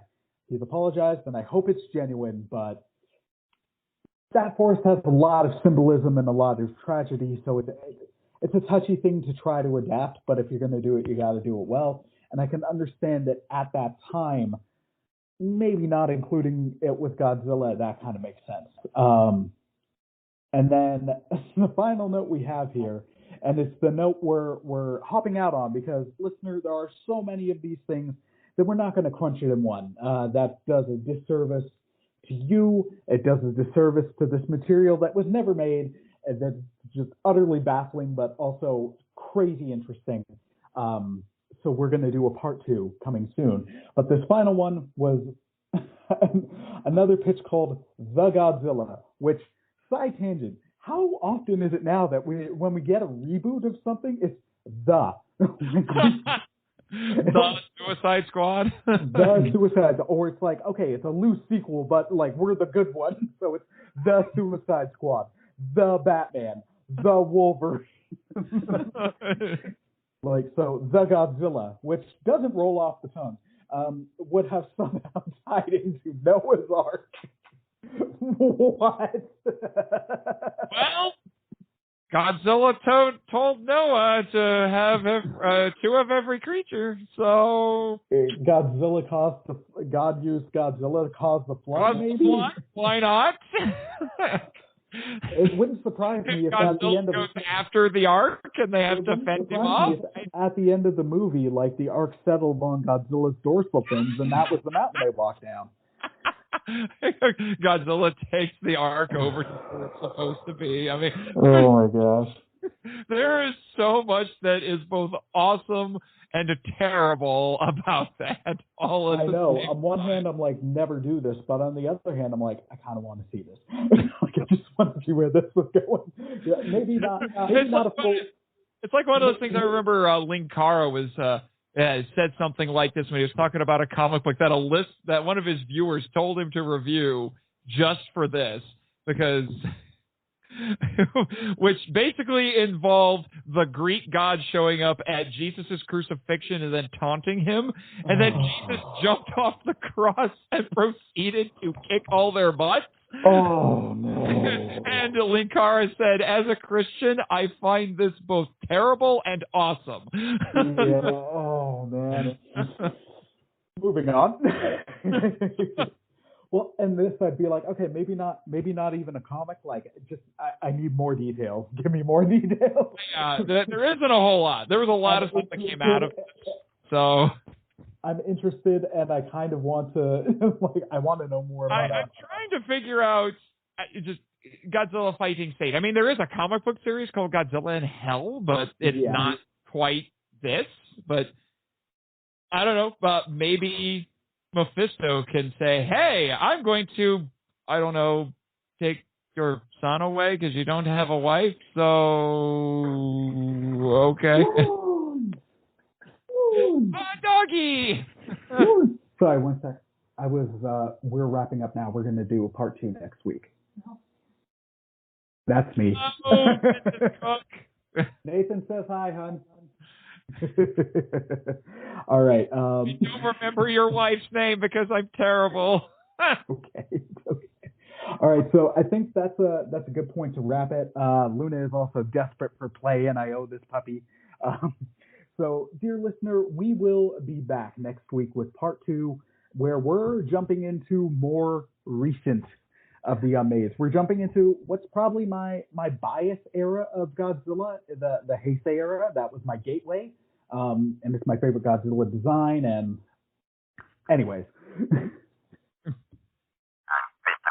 Yes, Jimmy, I'm not looking forward to trying to convince the Canadian Air Force to let us fly that robot through here again. So we'll make a deal. We'll make a deal. Our Air Force isn't that big. Our Army isn't that big. It's like 6 guys drinking some Canada Dry in a ice fishing with hockey sticks. Yeah, I mean, given the exchange rate, if one of the airplanes in your Air Force crosses the U.S. border, it turns into like a drone or something, doesn't it? I mean, our soldiers are keepers of the peace. Although when they do fight, they fight greatly. But that's a different topic for a different time. All right, so dear listener, thank you for listening. Be sure to check out the episodes that Nathan plugged on here. And we will also continue to be plugging next episode when we come back with part 2 of Godzilla Unmade. Godzilla Unmade.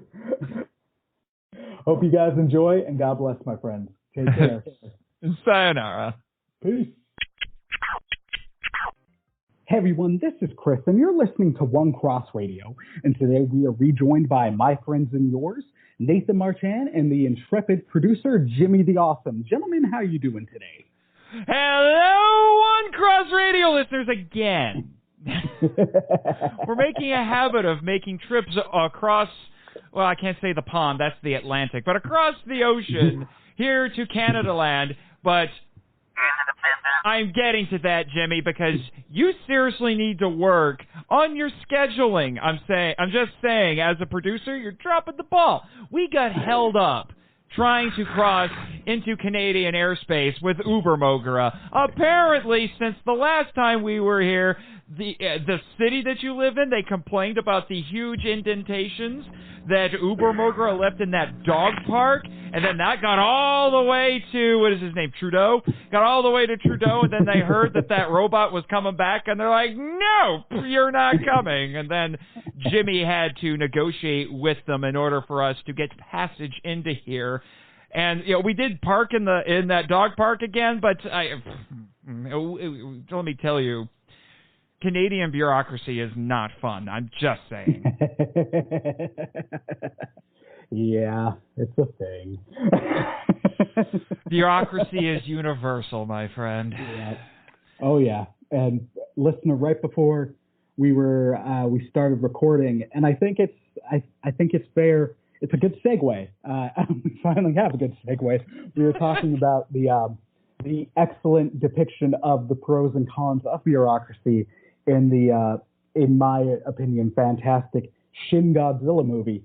And why I'm saying this is an excellent segue is because we are back to looking at the many unmade films of Godzilla.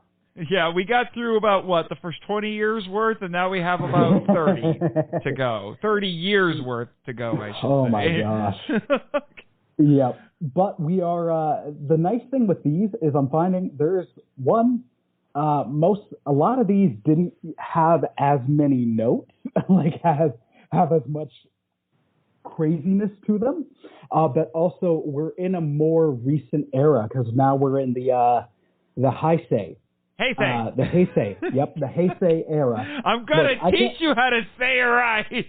Listen, it's going to be like the frequent changes in pronunciation of Ghidorah and Ghidorah.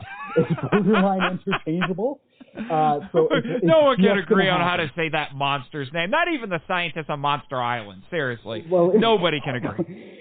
Exactly.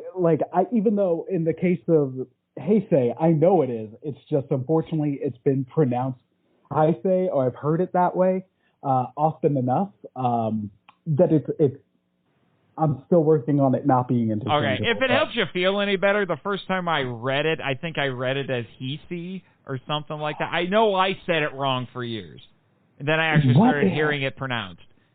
There was I just can't remember their name, but this other kaiju themed podcast who they went in depth through all the Godzilla movies.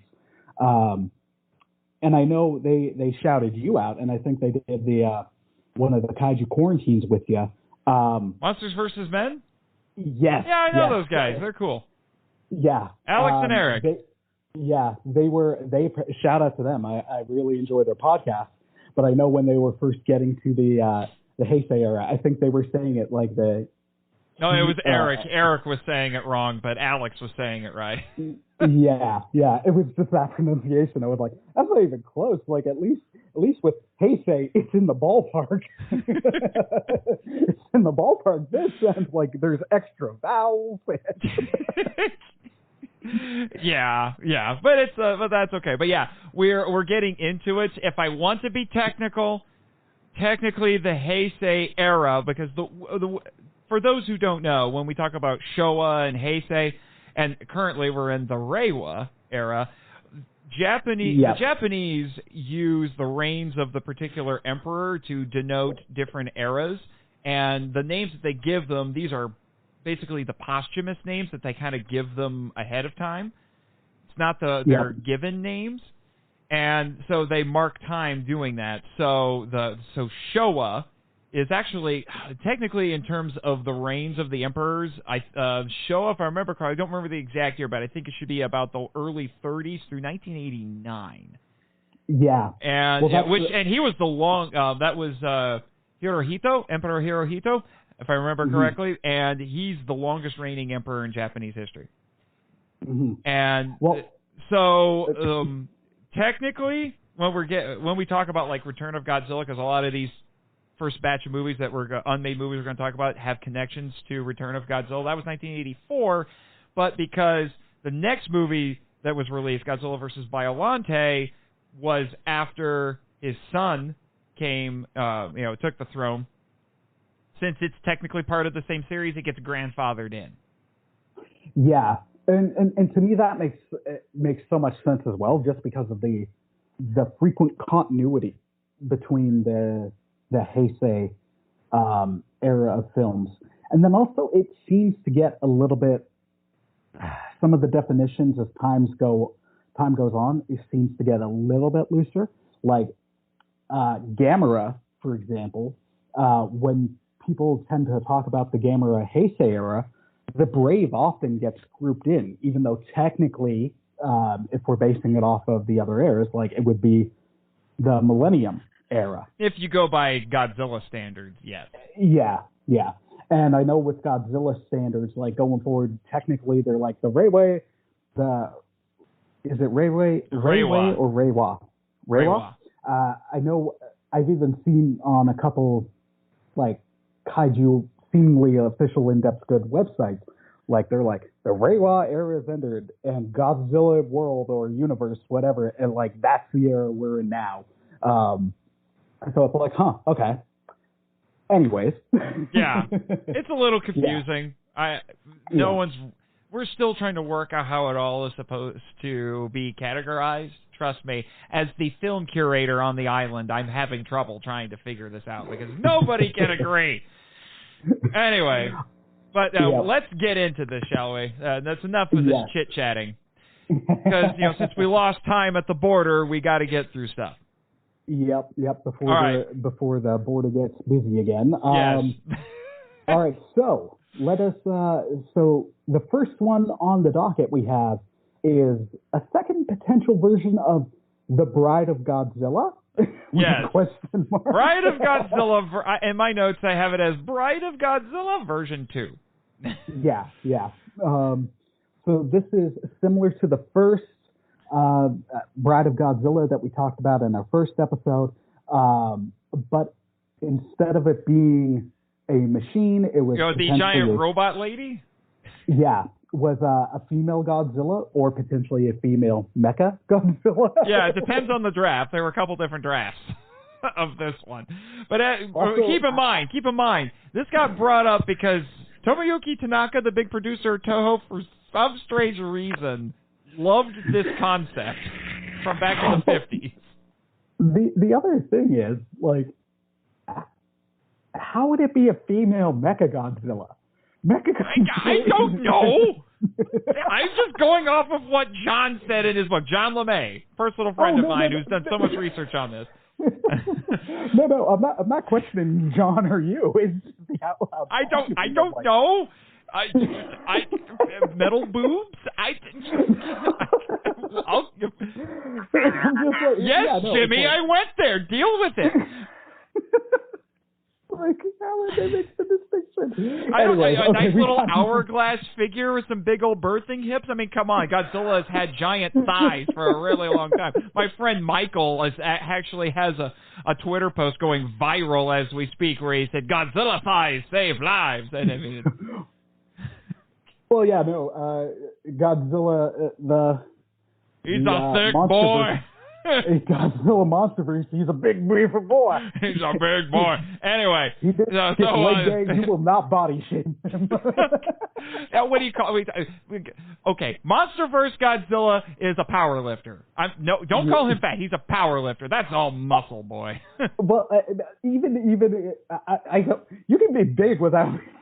Anyway. Yeah, anyway, we're getting off track. What's the next note? Because you started. So it was written by Shuichi Nagahara, who wrote The War in Space. Otter Still, it paves the way. Yes, Jimmy, that's very important to you. Yes, it is.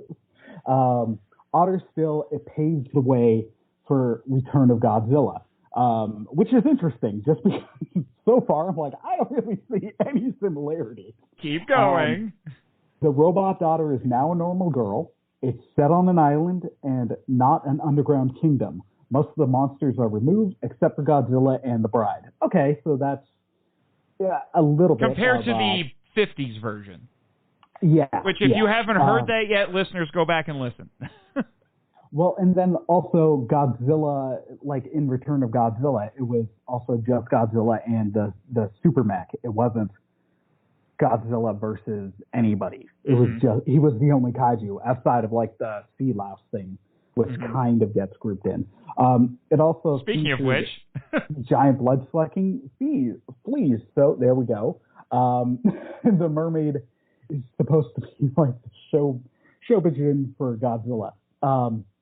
The female Mechagodzilla is piloted by Dr. Shida, who detonates it in Tokyo Bay to kill Godzilla. Which is similar to the 50s version. Yeah, no, it's a good callback. Except the doctor who made it wasn't piloting it. Well, piloting the robot. Also, and it also ending in Tokyo Bay is a fitting full circle thing to the original Gojira. A second draft had a Bermuda Triangle in the Pacific, mermaids in an underground civilization under a volcano, and a female Godzilla. Which I will admit is a concept I'm surprised nobody's really tried in any official media. I'm honestly, like, as I'm reading that, I'm just like, how did this not get adapted into the 1998 live-action Godzilla? Or not live action, the Godzilla cartoon series. Well, like, all of this, I'm like, I could watch well, this. Zilla Jr. did have a girlfriend, sort of, for an episode. True. He fell in love with Nessie. That exists, people. That exists. We don't have the Loch Ness Monster on the island, though. No. Nessie is a... And then a third draft had Godzilla and a son in the Arctic, a young couple as protagonists, a female Godzilla, mermaids in a volcano, and the monsters getting nuked by the U.S. and Guam. There you go. That third draft is very different. I'm not going to lie, it's kind of one I want to see, but also like not one. It's well, like I said, the 50s version exists as an audio drama now, a fan-made audio drama, and my friend Danny DeManna from the Godzilla Novelization Project voiced Dr. Shida, so it's not this one. This 70s version would be interesting for different reasons. Yeah. On one hand, you're like, you like the idea of there being another Godzilla, but also the more you I find the more Godzillas you add outside of, say, Junior or even Manila, I don't know, I find it lessens Godzilla's impact. It's just kind of like, I'm interested, but also, maybe not. Yeah. So this is one, if we were, again, maybe not a cartoon show, but a comic adaptation of this is something I'd be interested in, or an audio drama. Yeah. It's not one I'm out and out like, nope. So. Yeah. There are a few on here where I'm like, no. Yeah, there's somewhere I'm like, this just sounds stupid. Yeah. And then we get to the next one, and like I said, the next few are going to be all going to be, a lot of things got cherry-picked from these and got thrown into Return of Godzilla. You'll notice, like the blood-sucking fleas. Because we have giant sea louse in Return of Godzilla.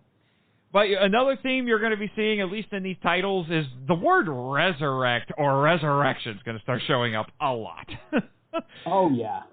From here on out. This first one will be, you'll start seeing it. It's called King of the Monsters, Godzilla Resurrected. Which, that is an awesome title. I actually, as soon as I'm like, I don't care about the rest of the pitch. I haven't read it. I just love that title because it to me, that is a great way to also embrace the American release. Like that is what it is. Mm-hmm. Like it is what it is. It's got a place, but that moniker has become very associated with Godzilla. So it like, has, and also, the interesting thing is that it was invented by Americans. Yeah, and that just works as a title. Like you can picture that in like showing up on a screen in credits, on a poster, in a comic. It's a fantastic title. So Yeah. even if nothing else from it gets used, somehow we got to use this title. Yeah. But anyway, so this is a direct sequel to the 1954 film, and as I've been hinting at, it eventually became Return of Godzilla / Godzilla 1985, or elements of it did. It has the Bermuda Triangle Vortex, the fleas, and the underwater cavern from Bride of Godzilla. It also has Dr. Hayashida from Return of Godzilla. Okay, so you're kind of seeing how things are transitioning to what we eventually got. It also features a subplot cut from Return of Godzilla. Terrorists steal plutonium from a nuclear plant. This attracts Godzilla, and he chases him through an amusement park. I actually would have liked to have seen this. Yeah. Because that would have added some interesting bits of tension that weren't there originally. Well, I'm also trying to figure out, just because eventually in Return, like, Godzilla was bumped up. Like, he was substantially taller. He was 30 meters taller. Yeah, which is quite a size difference. Even Akira Kabuki was just like, Godzilla's not that big. I'm not doing this. Yeah. But at the same point, like, because then you're like, the scale of Godzilla to a theme park.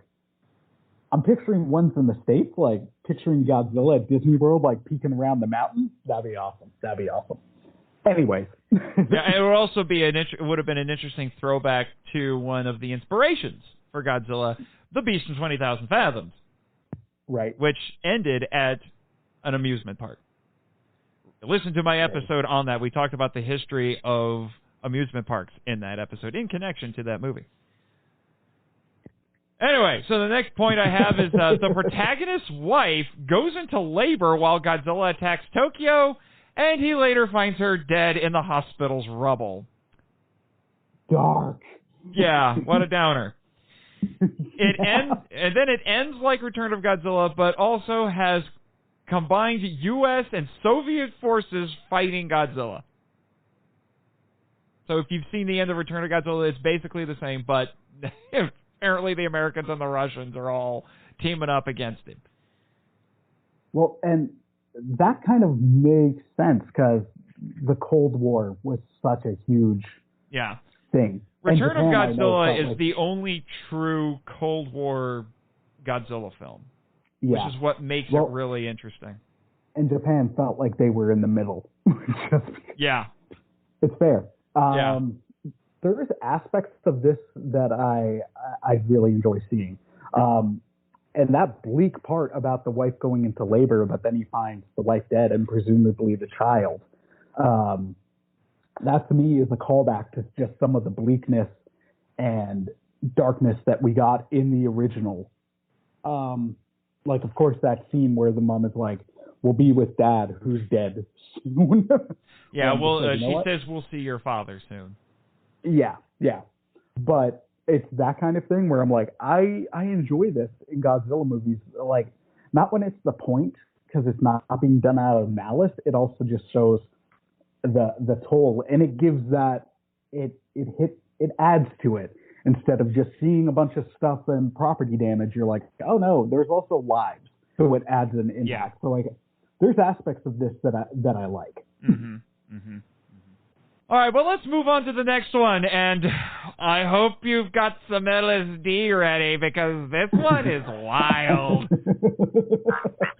Yes, Jimmy, I know you have a soft spot for this one, because space. But this one is nuts. All right, so yeah, this one, and you're going to get my authentic reaction, because I didn't read ahead on this one. I don't know if you're ready. So, like, this is one where I've done research, so I'm aware of it. I recognize the title, but I don't really remember any details, so this is going to be fresh. So this one is called A Space Godzilla. Not to be confused with the big crystal Godzilla that was spawned from a black hole.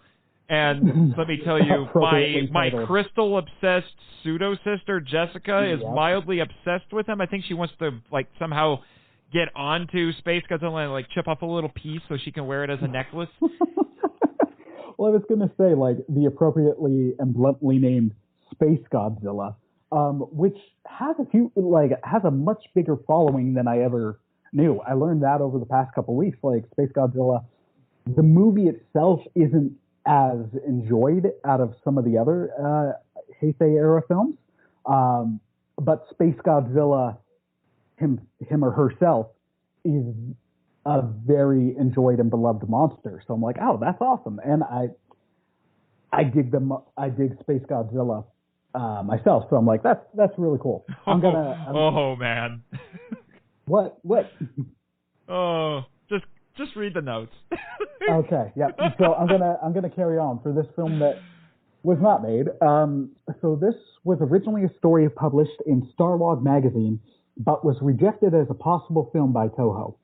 It was based on an idea by Nobuhiko Obayashi, who directed House. All right, I need to explain this.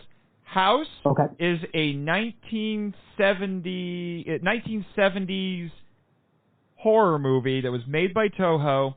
It was, interestingly, released on Blu-ray by Criterion. It is one of the most insane things I have ever seen. I was going to say, the plot is not what makes it interesting. It is because it is absolutely insane with its special effects and its imagery. The plot is really just a group of Japanese girls who are all friends try to stay the night in a haunted house. That's it. But it's insane. That's the most I can say about it. It is absolutely insane. I'm kind of intrigued by that movie. Just try looking up the trailer or some pictures or whatnot from the movie. It does not do it justice. It is just a taste of the insanity that it is. But for those of you who have seen House, hearing that, and then when we get into the rest of this, you'll understand. And I was going to make the distinction, like, I'm glad you added what it was, because I was just going to not be confused with the show starring Hugh Laurie. Yes. But then there's another person who was involved in the print version of this who is noteworthy. On a total side note, I would love a kaiju movie with Hugh Laurie involved, just because Hugh Laurie is fantastic. Moving on. So it would have been stop motion animation. No, you missed one. There's another noteworthy person from the print version. Oh, right. It was illustrated by Katsushiro Otomo, who created Akira. So think about this. Those two guys trying to, making a Godzilla story that someone tried to make into a movie. I'm just leaving it at that because it's that insane. Continue. It would have had stop motion animation and an alien Godzilla in space. The music would have been done by Japanese rock band Godego. Godego. My apologies. I could be wrong, but that's what I think. Okay. Here's the crazy part. So the protagonist is a 5-year-old girl named Momo who discovers Godzilla's corpse on a beach. He died from diabetes. What? His body is then autopsied and his intestines and organs removed by cranes. That would have been kind of cool to see. I will admit. The closest we get to that is in the otherwise bad King Kong Lives. There's a scene where they do open heart surgery on Kong and they have to use a crane to remove his heart and put in an artificial one. Anyway, continue. Godzilla's brain lives and resonates with a frequency from a dark nebula. Momo hides in Godzilla's carcass and finds a baby Godzilla growing inside. I'm now picturing some stuff we got from Pacific Rim. They bring in a psychic woman to communicate with the brain and learn the monster is a female alien named Roseanne. Rosen? From Rosen, I don't sorry, from the planet Godzilla. Rosen's body is repaired with the baby inside it, put into a rocket, and sent back to her homeworld. In space, Rosen fights alien birds, gives birth to a child named Ririn, and throws her eyes into space to kill the birds, which explode. On Earth, Momo loses an eye and has to wear a patch. Upon returning to planet Godzilla, they discover it has been overrun by aliens called Sumerians, who look like the Earth monsters of old, including sphinxes. Ririn and his son, Kunin, lead a rebellion against them. What is this movie? I know, it's like three things all smashed together. Because you have this weird kaiju story, plus it's aliens, plus Conan the Barbarian or something at the end. Like, because they go back and they find, I think my notes might be a little off on this, but because they find Rosen's husband or whatever, it's the baby's father, and then they lead this rebellion to save their planet. Honestly, my hang up with this, if you make it literally any other kaiju, like create one for this, I'm on board with this movie a bit in all its ridiculousness, because that's entertaining. But I'm like, this has nothing to do with Godzilla. I know. It is probably its biggest issue. This could be anything. The fact that it's Godzilla doesn't really bring anything special. No, and that to me, like, that detracts from it. That makes me not interested. It's like a huge reason that the 1998 Godzilla film has one of the many reasons that has a lot of issues with people within the Godzilla fandom is like, this isn't Godzilla. This has nothing to do with Godzilla. And rebranding it Zilla, and then also the IDW comics and the show, that animated show, have gone a long way in restoring that. But this, I'm like, this has nothing to do with Godzilla. And we had that a bit with the Showa era films, like eventually getting to King Kong versus Godzilla. Like, Godzilla wasn't originally in that. No. They added him, but then it's like, this works, it makes sense. Mm-hmm. Like, it can still be there, and have it make sense. This, I'm like, there's no Godzilla here. Like, this is not the Godzilla you are looking for. Yeah, no, well, it's like, when you can change it to literally anything else and the story then become better, I'm like, that's how you know this doesn't need to be Godzilla. So that's where I'd be interested a bit in this absurdity. Otherwise, I'm like, yeah, I get 1,000% why this didn't get made, because like, I kind of want to read the original story from Starlog, because it just, I would like to see this realized in its original comic book form. Yeah, that'd be interesting. Him dying from diabetes is funny, but also weirdly specific. Understand. That's just what John said. I'm like, I'm going off of what John says. Otherwise, it sounds like some bizarre parody. God, after all of this time, it's like it's almost like War of the Worlds, where the world throws everything at the Martians and nothing can stop them, and then they get killed by the common cold. It's like the world does everything to kill Godzilla, and then he just gets diabetes and dies. Exactly. Wilfred Brimley shows up and just says diabetes. Yeah, he just stands next to Godzilla's corpse and he says, "Let me tell you something.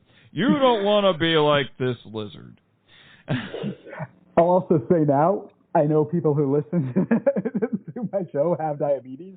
We're not making fun of you. I love you guys, and I'm in line to get it. So this isn't mocking.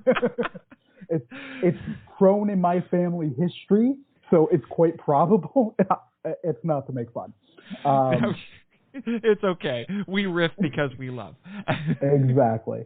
Yeah. So this one for me is more so like if you change the monster, then sure. Then give me a cartoon movie of this, because I feel like the animated realm I feel like this would be a wonderful, insane, drug-induced anime.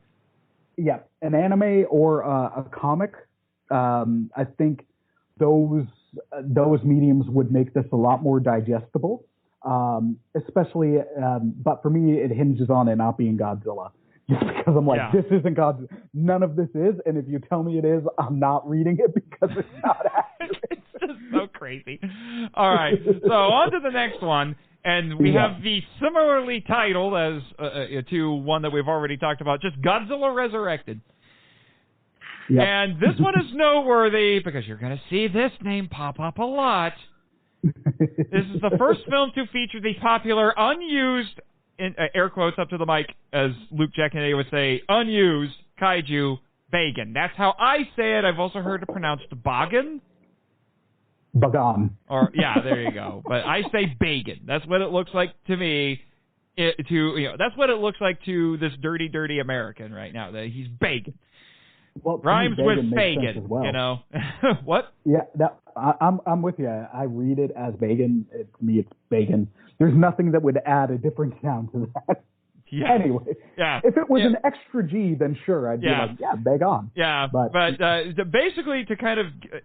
I think the notes might explain a little bit, but basically Bagan is a name that's been used for several different kinds of kaiju. They tried to get this monster into multiple scripts for basically like the next 10 years, 10, 15 years throughout the 80s and all the way into the mid-90s. Never happened. This monster has made a whopping 1 appearance in an actual thing that wasn't just like, hey, look, here's this weird monster we're going to put into this PC software that you can put on artwork that you can print. And that was in the Super Nintendo game Super Godzilla. Bagan is the final boss in that. Right. That is the only official appearance that he's really made. World of Godzilla. Now's the time. I don't know if anyone cares anymore, but there are people in the fandom who are mildly obsessed with this thing. Yeah. And I'll tell you right now, we haven't found a real Bagan yet, so there is no Bagan on the island. Just curious, has Matt Frank done any art? Because he did he had his fan art Godzilla Neo. Did he do one for Bagan? I don't know. It wouldn't surprise me if he has, but I don't know. Anyway, I love his Godzilla Neo artwork. It's crazy interesting. Yeah. Anyway, in this version, Bagan is a shape-shifting monster who fights Godzilla. Now, this Unmade film had 2 drafts, including one by Nagahara. Yes, the War in Space guy. In this, Bagan has 3 forms: a dragon, an ape, and a water beast. In the second draft, these combined into something that looks like a totem pole. And he is said to be from Chinese mythology. It also has a vehicle called the Super Beetle, and later the Flying Angel and Giant Basu, which is basically the forerunner to the Super X. I messed up that name earlier. What? I messed up that name earlier. What name? Anyway, the Super X. I think I called it the Super Mech when we were talking about. Oh well. Stuff that somehow neither Jimmy or I heard that. It'll be fine. It also has the blood-sucking fleas from Bride of Godzilla version 2. They were determined to get them. Yeah, they were. They really love that idea. It doesn't end with Godzilla defeating Bagan. There's a Sarazawa-like character who invents something called Raconium that is launched from a satellite called Redbird to kill Godzilla. I like that. I also like the name Raconium because it's much more inventive than Space Titanium. Space Titanium. Just adding space to stuff doesn't always work. Space Godzilla, sure, that's fine. But Space Titanium. Jimmy disagrees with you, but okay. Jimmy, I love you. We'll agree to disagree. Yeah. The second draft was more dramatic and involved hang gliding, which is interesting because I wrote my own kaiju short story that involved hang gliding. But both ended with the notion that as long as nuclear energy exists, Godzilla would live. So it was offered to Ishiro Honda to direct, but he turned it down to help Kurosawa, his friend Akira Kurosawa, with the movie Ron. He did suggest Koji Hashimoto as director, though, and that is the guy who eventually went on to direct Return of Godzilla.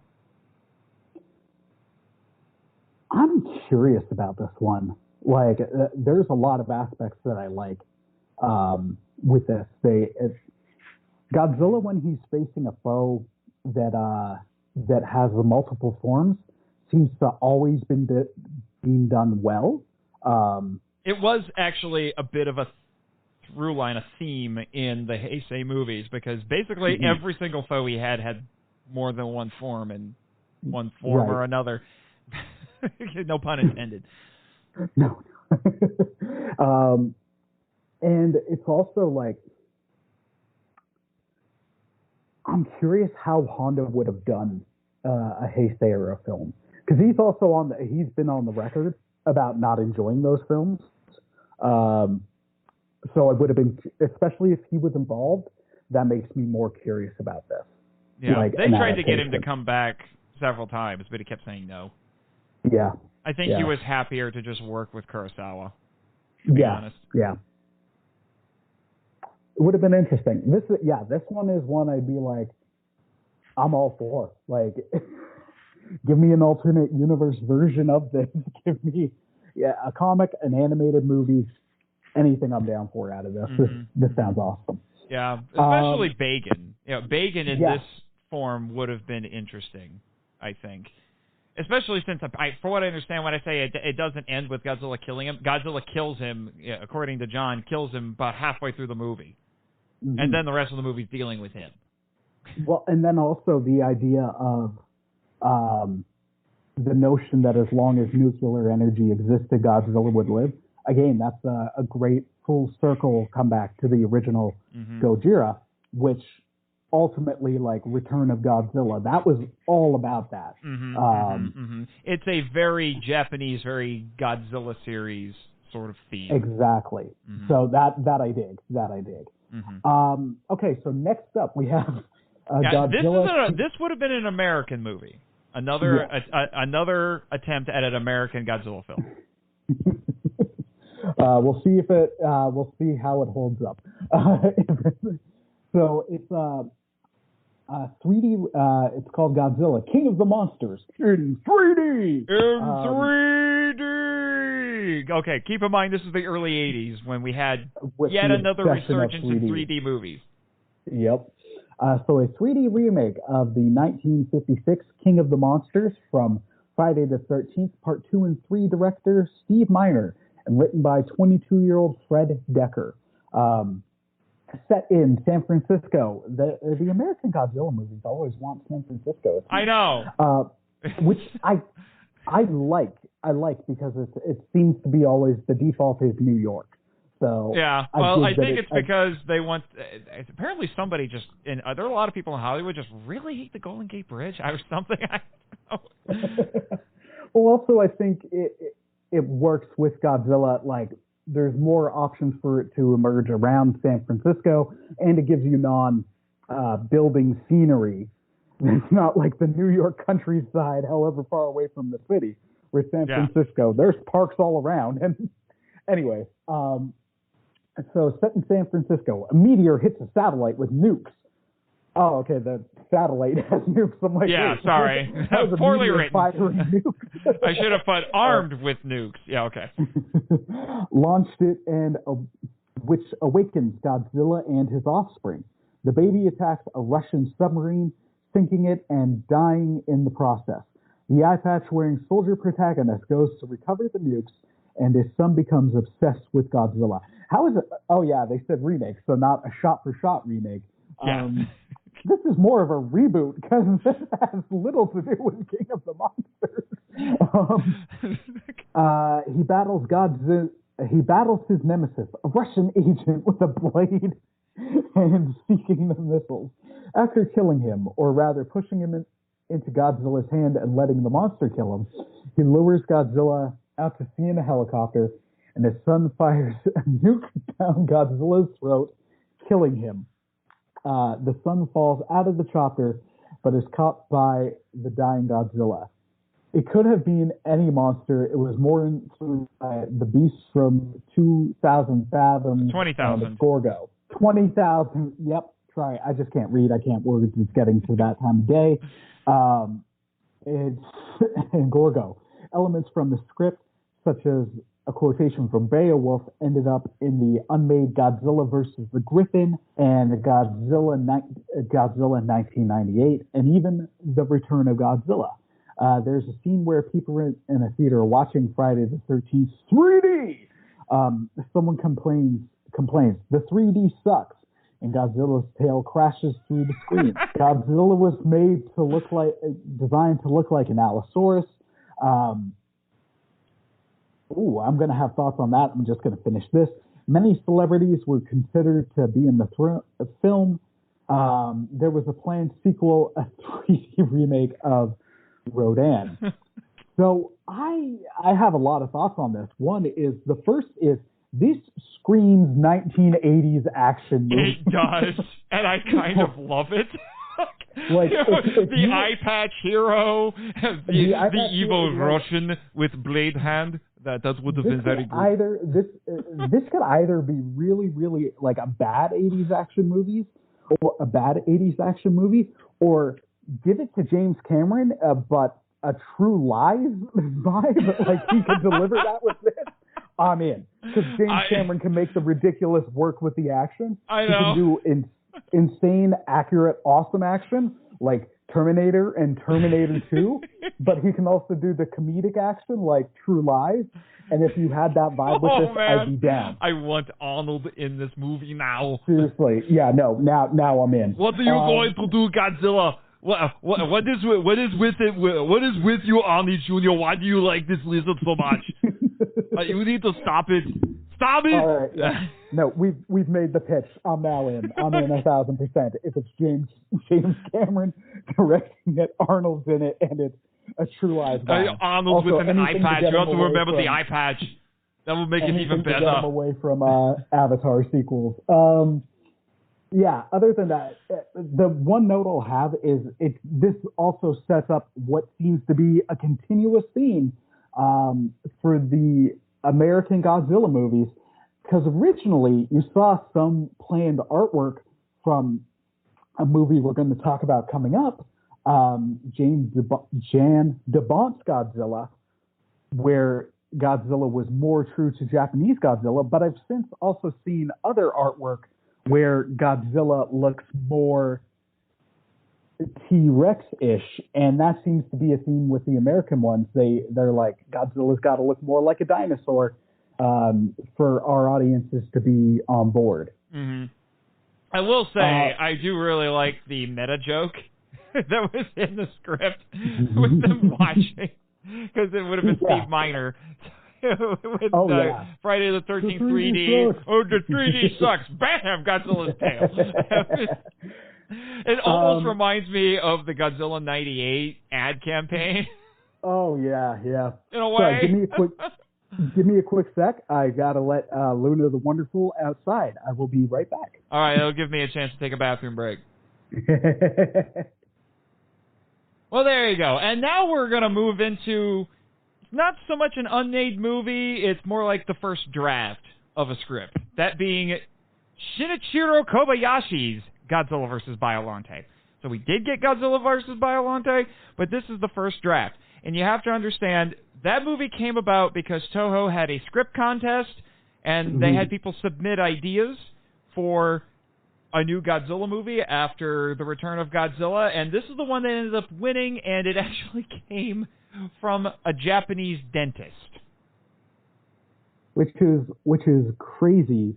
And a quick note to the listeners who don't know, Toho has done this in the past, and the reason they jumped to it is while Return of Godzilla was successful, it wasn't as successful as they wanted it to be. So it was just like, all right, let's see what we can do before just jumping it back to bringing in past monsters.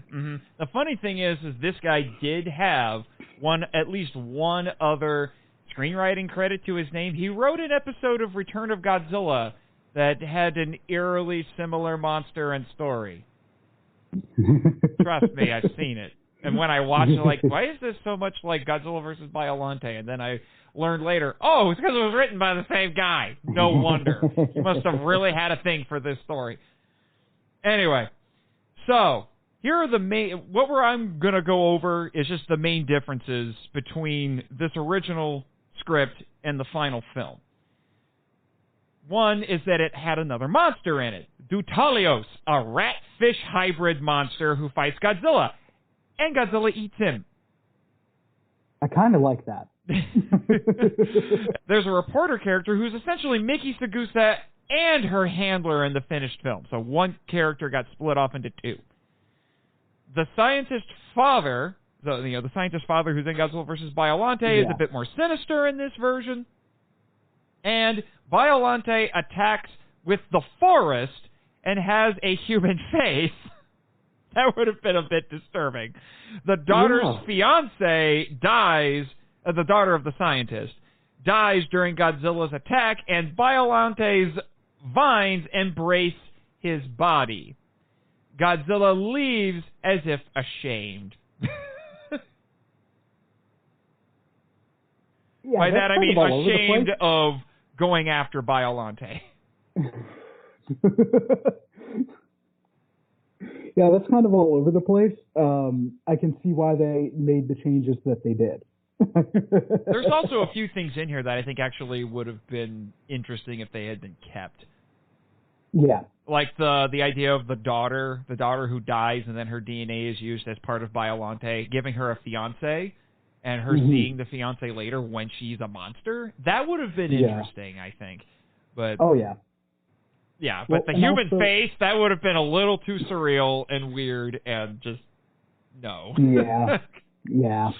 I do dig the idea of Godzilla eating another monster, because that never happened. Well, he kind of ate one of the Ghidorah heads, kind of. In King of the Monsters 2019. But, yeah. So that one's pretty straightforward, just a few of the key differences, and that movie eventually got made. But true. Although now we're coming to another one of my favorites from this list. So this one is called Godzilla Legend of Asuka Fortress. It is the only Heisei Godzilla film written by Shinichi Sekizawa. Shinichi. Pardon? Shinichi, my apologies. Shinichi Sekizawa. It had Godzilla fighting a supercomputer. It's rumored to have eventually become the infamous Gunhead. Rumored. No one's entirely sure. Basically, this could have been called Godzilla versus Skynet. That pitch, it makes me crazy. Keep going. And by the way, for those who don't know, Shinichi Sekizawa was one of Toho's go-to screenwriters back in the 50s, 60s, and 70s. He basically retired after the 70s. This was the one time he had an opportunity to write a Heisei movie. Oh, man. It came from a Godzilla 2 story contest winner by Tetsuo Kobayashi titled Godzilla versus the Robot Corps. It was to be adapted by Sekizawa. It was considered to be too expensive, but too good to throw away. So it was kept as a backup for Godzilla versus Biollante and a possible Godzilla 3. It's set in a dystopic year 2000. So I'm just thinking now, the dystopic year of 2020. The Asuka Fortress, or Asuka Fortress, however you pronounce that, is a giant tentacle mountain. The hero, Miko, is a lab tech in the fortress, which is being developed as a weapon to replace combatants. The other main characters include the daughter of the prime minister and a photographer. The fortress's AI determines that Godzilla is a threat to existence. Yeah, and then these are just a few lines that were in the script that I noted. Yeah, it's almost like a video game. Operation Death. Yeah, that was what the AI said it was going to implement, because eventually it concludes that humanity is a problem too, if I remember correctly. It always seems to be the case. Yeah, so it said it's going to implement Operation Death. It's one of these moments, according to John, that they give the AI some personality. And then the last notes are, Godzilla has 3 battles, including 2 against the Fortress. The first is against a Super Chopper, which may have inspired the battle with the Super X2. And in one draft, it also featured a robot called Titan. I want this so bad.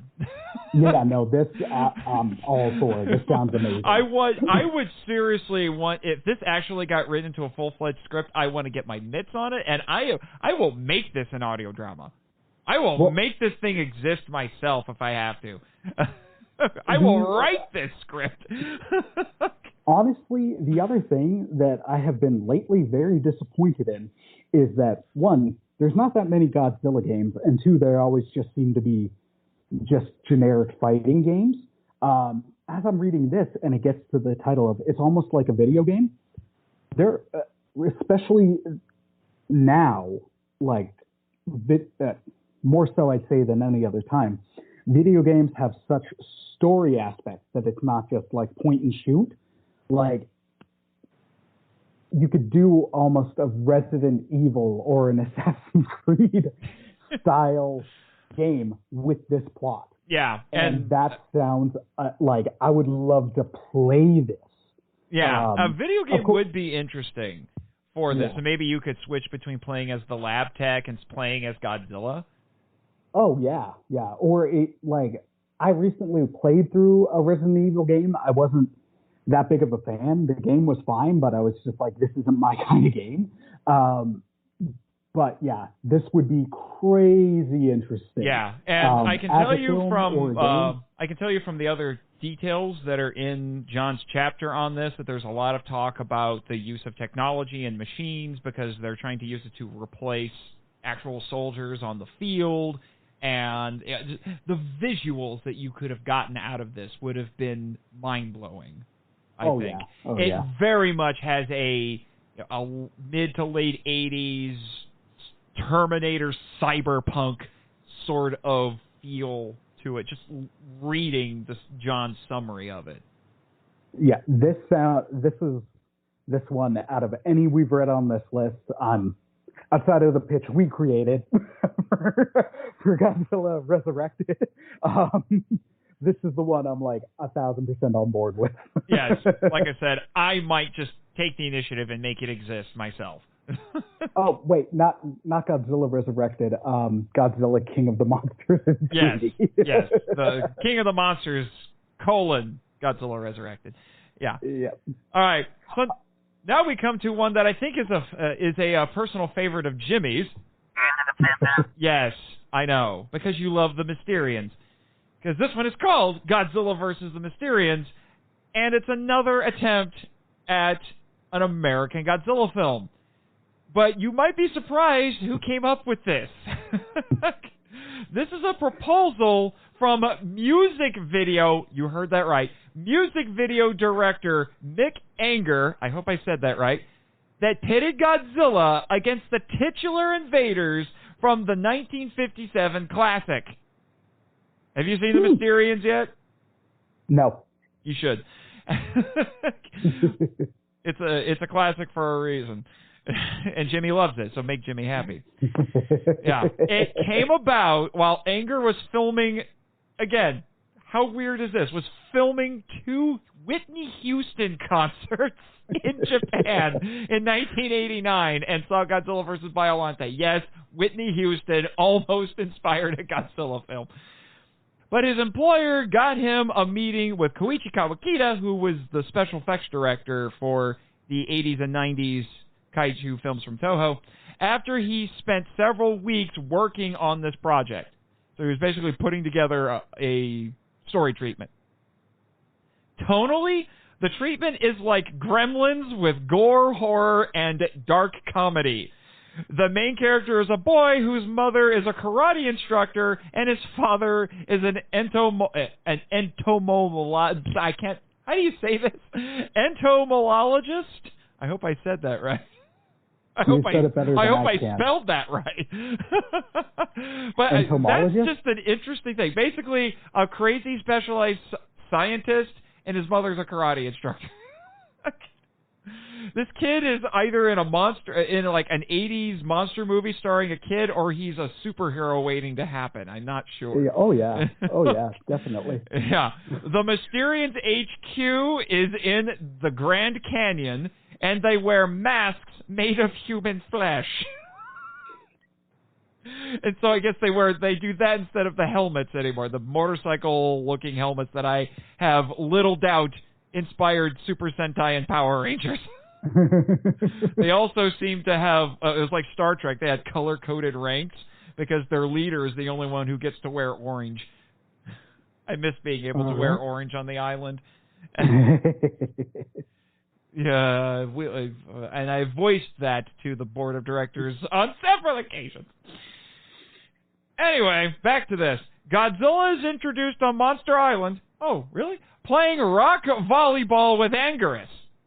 This loses me. No, it happened before. He's done that before. He played rock volleyball with Ebera.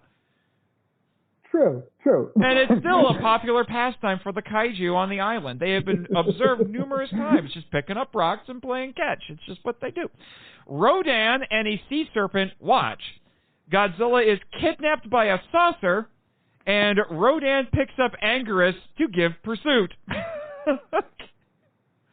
The Mysterian's ultimate weapon is Hirajin, which is a 300-foot, quote-unquote, part man, part Gila monster, part Mysterian battle tank, end quote.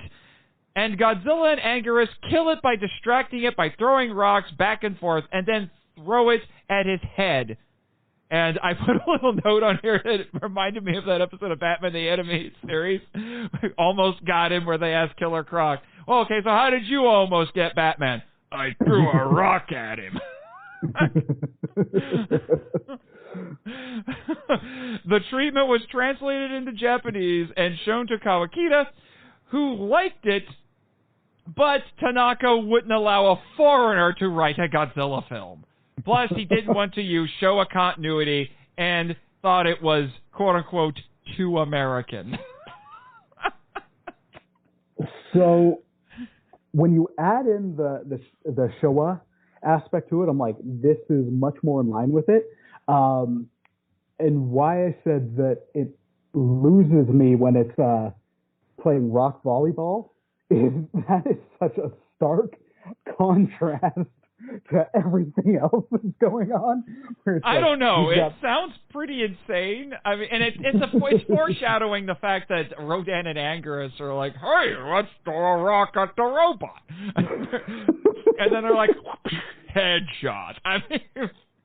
And it's interesting that it's a music video director who comes up with this, but also, I mean, hey, creative people got to get their start somewhere. That's where Fincher got his start. Fincher. Poor Fincher. Which I would actually love to see a David Fincher Godzilla movie now that I think about it. That could be crazy interesting. Well, let's just hope he doesn't get manhandled like he did with Alien 3. Yeah. There is aspects of this that I like a lot. So I think it would have been insane and fun, and especially if they let Mick Anger do it, he probably would have brought a bit of that music video flair to it. It would have been. I think it would have been very stylized, very stylized. I'll be honest, 99% of the time I hate music videos because they have nothing to do with the song, and they're often just really dumb. But they'll also have random concepts in that.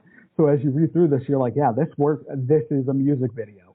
And I'm sure, and when you add the Shawa note to it, it's like, well, that makes sense of Godzilla, of them killing it by throwing a rock at its head. Otherwise, that is just so uncinematic. But it works with the Shawa stuff. So you know what? I'd be into it. Mm-hmm. Especially if it had that gremlin sort of tone. Don't read Godzilla after midnight. All right, so we're starting to get a time crunch, so I'm gonna pick us up.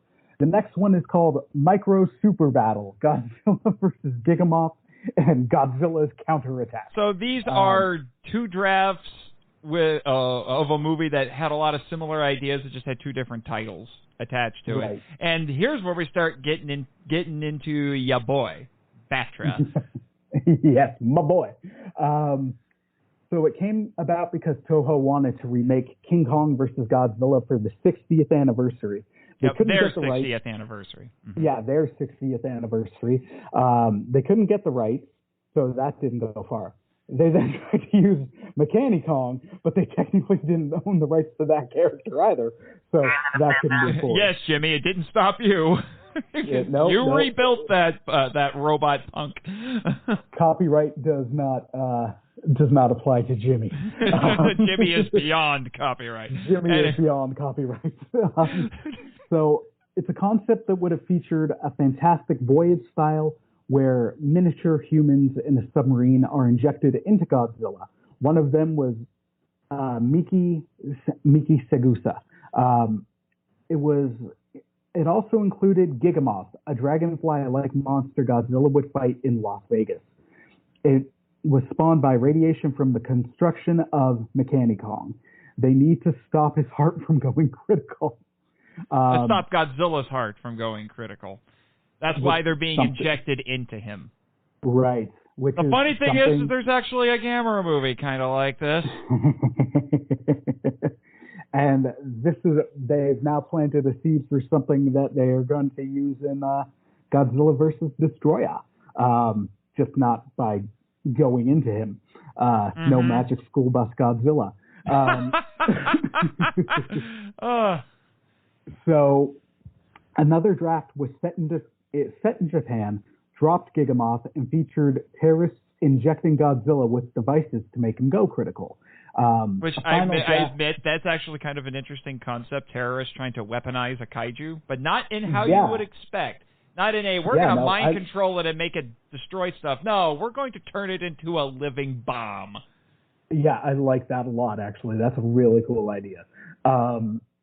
So then a final draft had Mechani Kong controlled by the pilot's body movements. Oh, so Jaegers, a anyone? Jaeger Mechani Kong. So when inside, they learn Godzilla's biology is basically like a nuclear power plant. They also communicate via Morse code by making Godzilla's spines flicker. I like that idea. Seriously, yeah. It was dropped because it was too difficult to get the Kong rights, and the execs wanted to reintroduce Mothra. Elements of this did make their ways into Godzilla vs. Mechagodzilla 2, Godzilla vs. Destroya, and Rebirth of Mothra 2. Another version with Gigamoth, Godzilla vs. Gigamoth, would have had this monster be a nuclear mutated evil twin for Mothra. There was only one Shobijin, and she falls in love with the male lead. She dies at the end to save Mothra, but then a human woman oceanographer who looks like her appears. Gigamoth would have stabbed Mothra with a horn, and the two would become the true Mothra. You know, the idea of the Shobijin falling in love with our male hero is actually weirdly interesting. Yeah. No, that's actually really, I'm down for that. Yeah, there are smatterings of ideas in every version of this that would have been interesting. I just don't know if everything around it would have been good. Yeah. I'm also like, Gigamoth is interesting, but I love Batra, so I'm always going to be like, nah, screw Gigamoth, give me Batra. Of course you would. Because Batra is awesome. I think you described Batra as gangsta?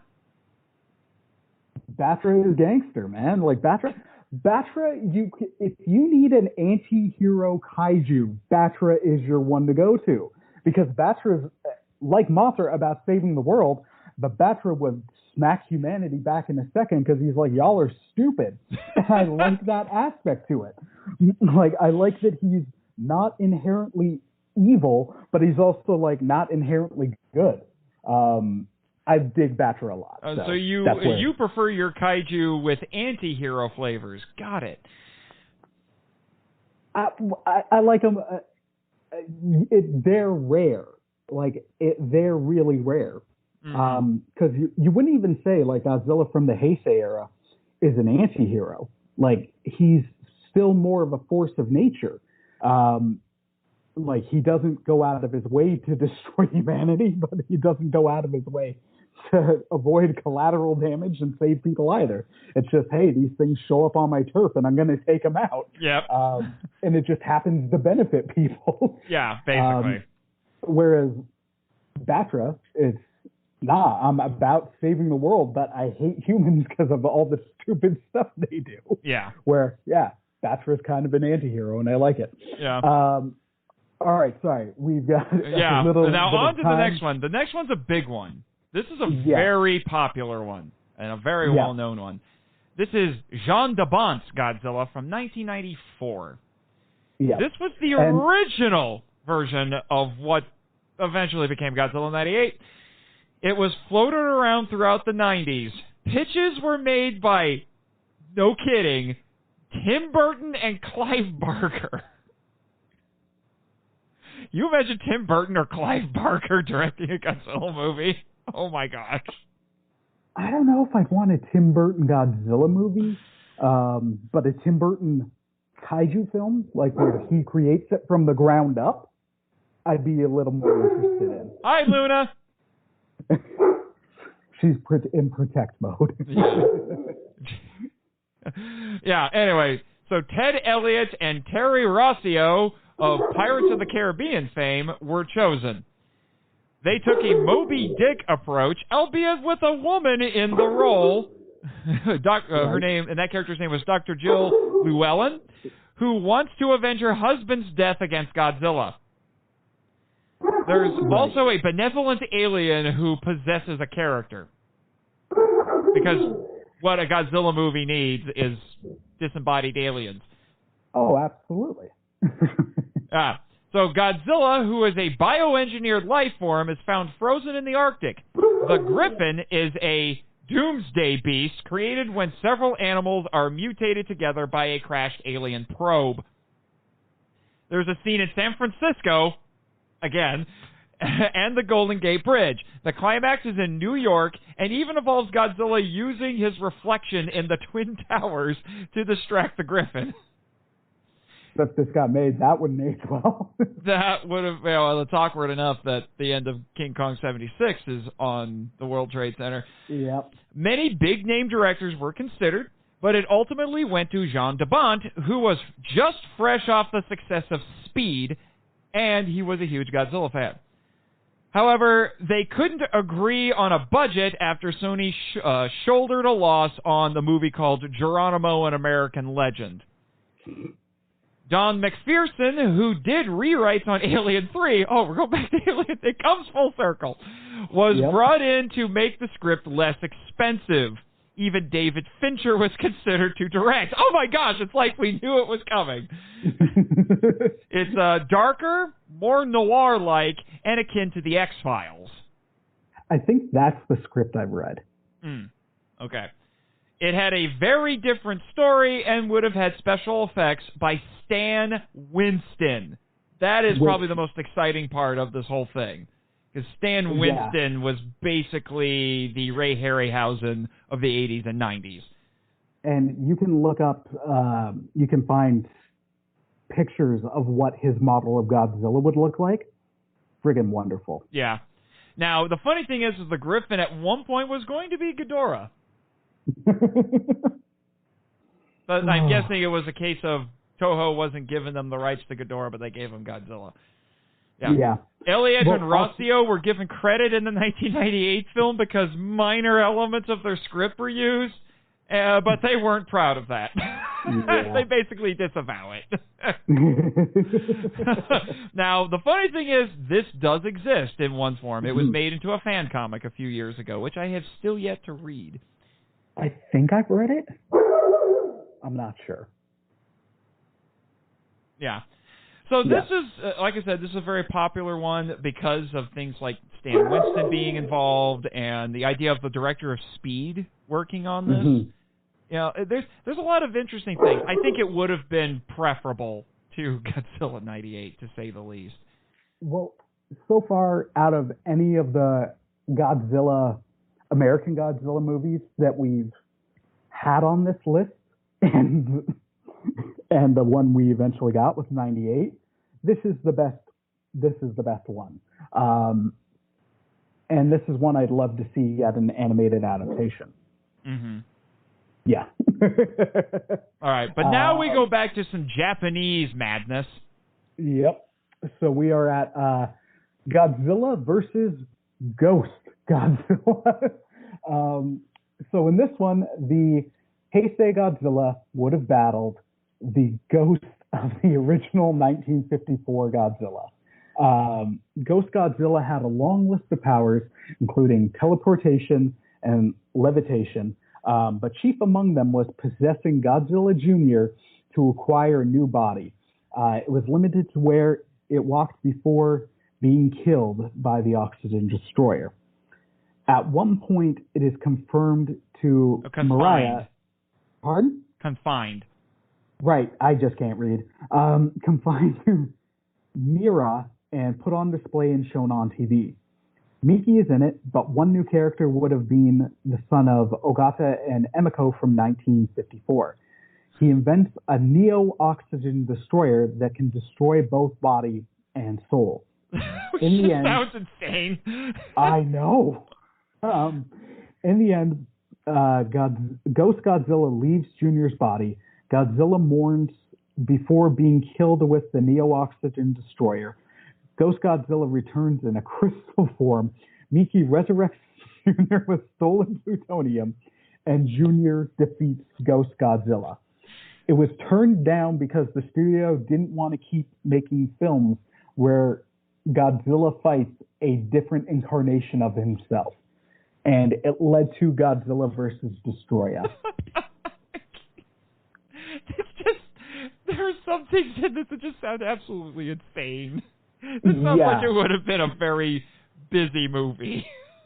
Yeah, there's aspects where I'm like, that could have been interesting.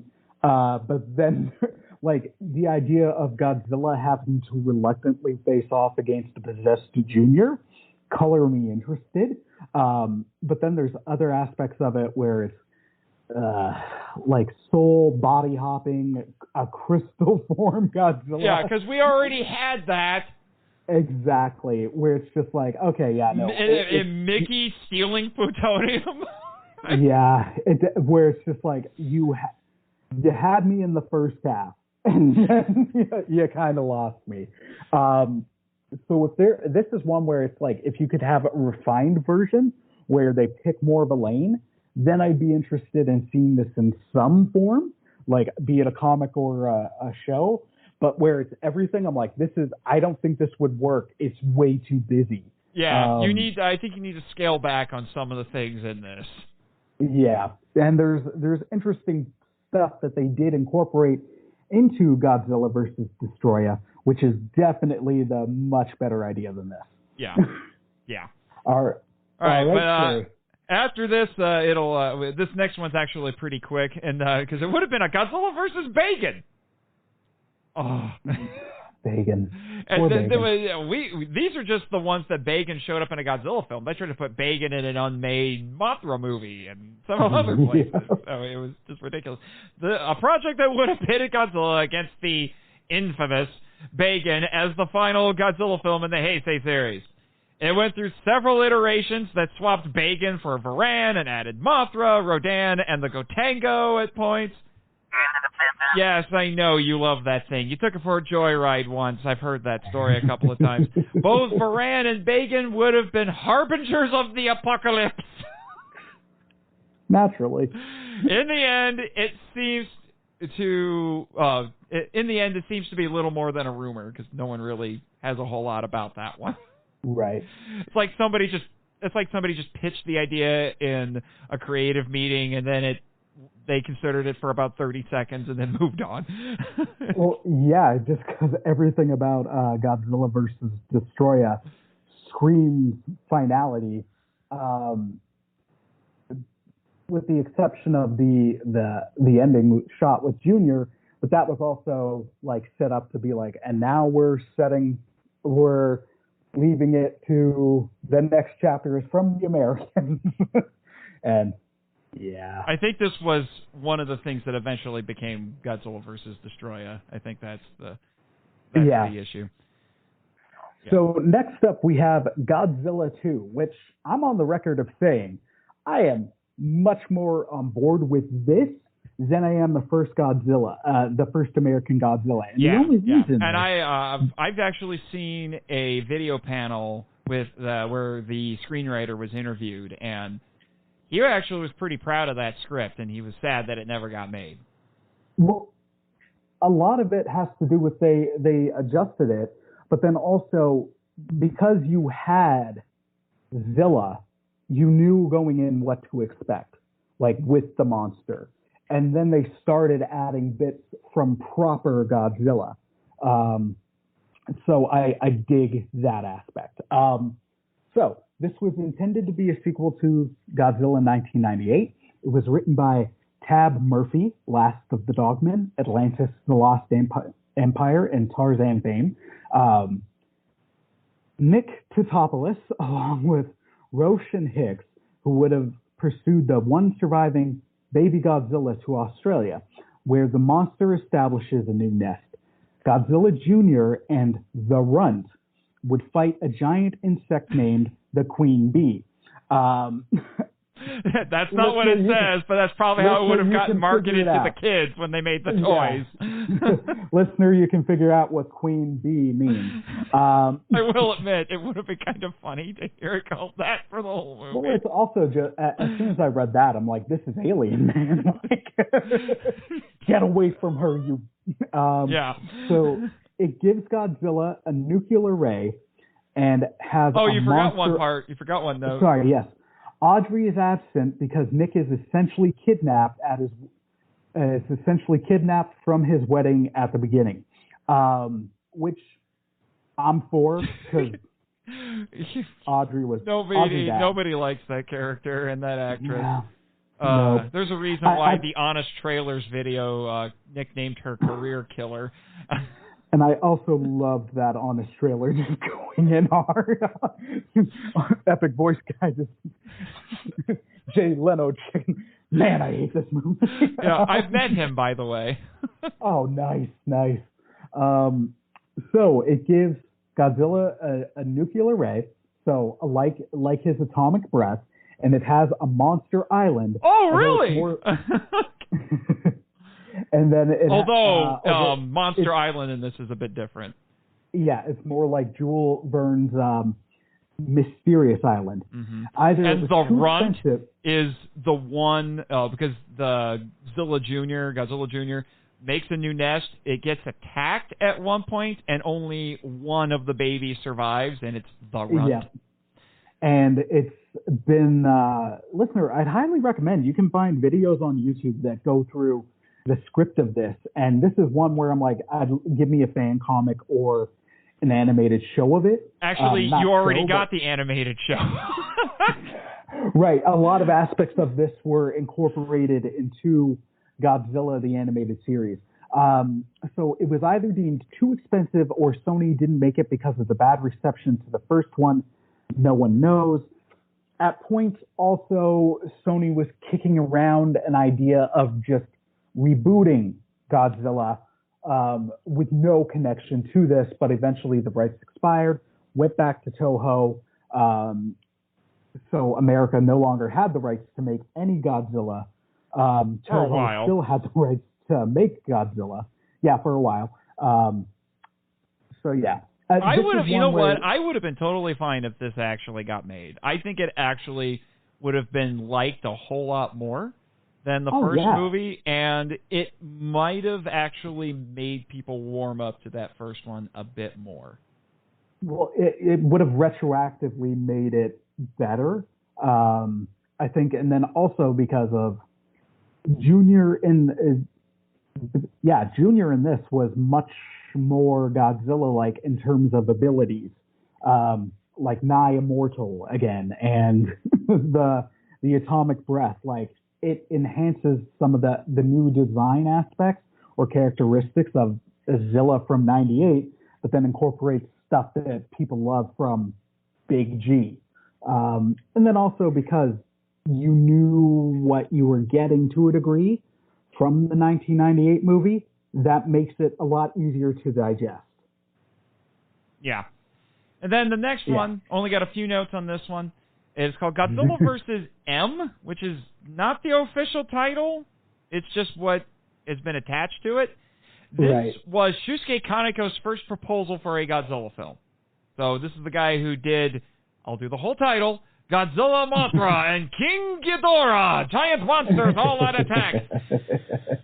And he also directed the Heisei Gamera trilogy. So this was his first proposal. Fantastic. Yeah. The handful of details that I can give you for that is that it would have been set in an alternate history universe and had Godzilla fight an astronaut inhabited by a benevolent alien who transforms into a giant. So I guess you could have called it Godzilla versus Ultraman? Or Jaguar would finally get his reappearance. You approve of this? Of course you do. You and Jet are practically best friends. It's like, Jimmy, Jet you're my sidekick, but Jet is your sidekick, so it's like this hierarchy of sidekicks. It's kind of funny. Yeah. Jet needs, there is also an episode of Ultraman Powered kind of like this, to be honest. I think I've heard about that one. Yeah. It also featured a father-daughter dynamic that would find its way into GMK, and actually it's honestly one of the best parts of GMK is the relationship between the reporter girl and her father. I think this one, I don't have enough information to be like really into it. But the idea of Godzilla fighting a giant mech, like, that's par for the course, and most of the time color me interested. And it's also very Millennium in the sense of it's an alternate history.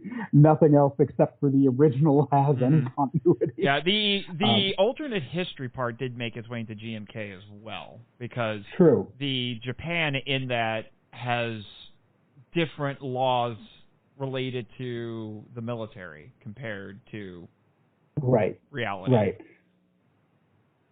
Right. Yeah, we only got a couple more left. Let's see if we can get through them. We can get through them because we're running low on time. Yeah, here we go. We got another. Actually, the next two are basically American attempts at a Godzilla film. Yep. So Godzilla Reborn.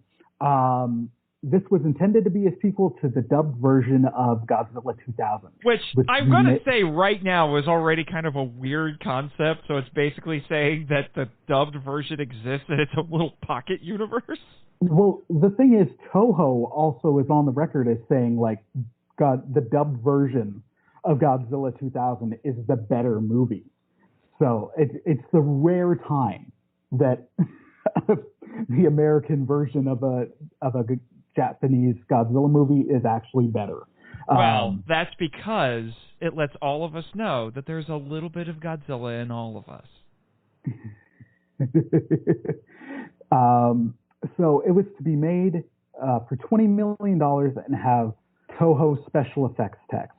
It would have been directed by Joe Dante, set in Hawaii, and featured another monster named Miba. Yeah. Now, Joe Dante, for those who don't know, is the visionary director behind such films as Gremlins. Always with the Gremlins. He's done a lot of other things, but Gremlins is really high on the list. Right. The scenes were to be funny and satirical. The human scenes were to be funny and satirical, but the monster scenes were to be serious. The main character is a TV reporter looking for a story. Godzilla is killed by the military in Hawaii and later cloned to fight the reawakened Meba. That is a very American thing to do, because the whole concept of the military actually being successful against Godzilla really only exists in one movie, and it's Godzilla 98. Yeah, and I don't like that. The cast would have included Bruce Campbell. They wanted to. The cast they wanted to include is very American. Bruce Campbell, Leonard Nimoy, Christopher Lee, and Jamie Lee Curtis, but none of them were approved. Bruce Campbell would have been amazing for this. I just want to throw that out there. Bruce Campbell would have fully embraced this. I'm not sure about Leonard Nimoy at that point in his career. Christopher Lee probably, well, this would have been right after Lord of the Rings, so Christopher Lee probably would have been a little bit more selective, I'm guessing. Jamie Lee Curtis, I really don't know. But Bruce Campbell would have been 100% into this. Yeah, no, well, yeah, he absolutely would be. Now that I think about it, I'm upset that Bruce Campbell wasn't in any American Godzilla movie, but especially the '98 one. I just wanted to look up at Godzilla and just say, groovy. Christopher Lee, oh man, rest in peace. I would have loved. He, I think, even at that time in his career, might have, because lest we forget, like Star Wars was right around the corner. Yeah, Star Wars, and Lord of the Rings. At this point, that was a whole different chapter of his career. I mean, he made a name for himself playing Dracula in the 60s and 70s, but exactly, I don't know. It would have been interesting. Okay, so next up is here's our last one. Our last one. I'll quickly say, yeah, I'm not into this version. This isn't one I'd even want a comic book of. And this is where I'd be like, it's too American. I think it's less that it's. Oh, I mean, this one that we're talking about? Okay. Yeah, no, sorry. Just because out of unmade ones, like we kind of give a verdict if we'd be interested. Yeah. The cast interests me, but almost in any other story but this. Yeah, the whole thing just sounds a little bit weird. Although Hawaii would have been interesting, and Joe Dante directing, interesting, and it would have been kind of a weird melding because it's an American movie with Japanese special effects artists. That part's interesting, but legit the part that loses me is like we're making a clone of Godzilla, which is interesting enough in and of itself, but it's because the mighty American military killed him. Like, nah, I'm not in for that. Yeah, it really should just be another monster. It really. Yeah.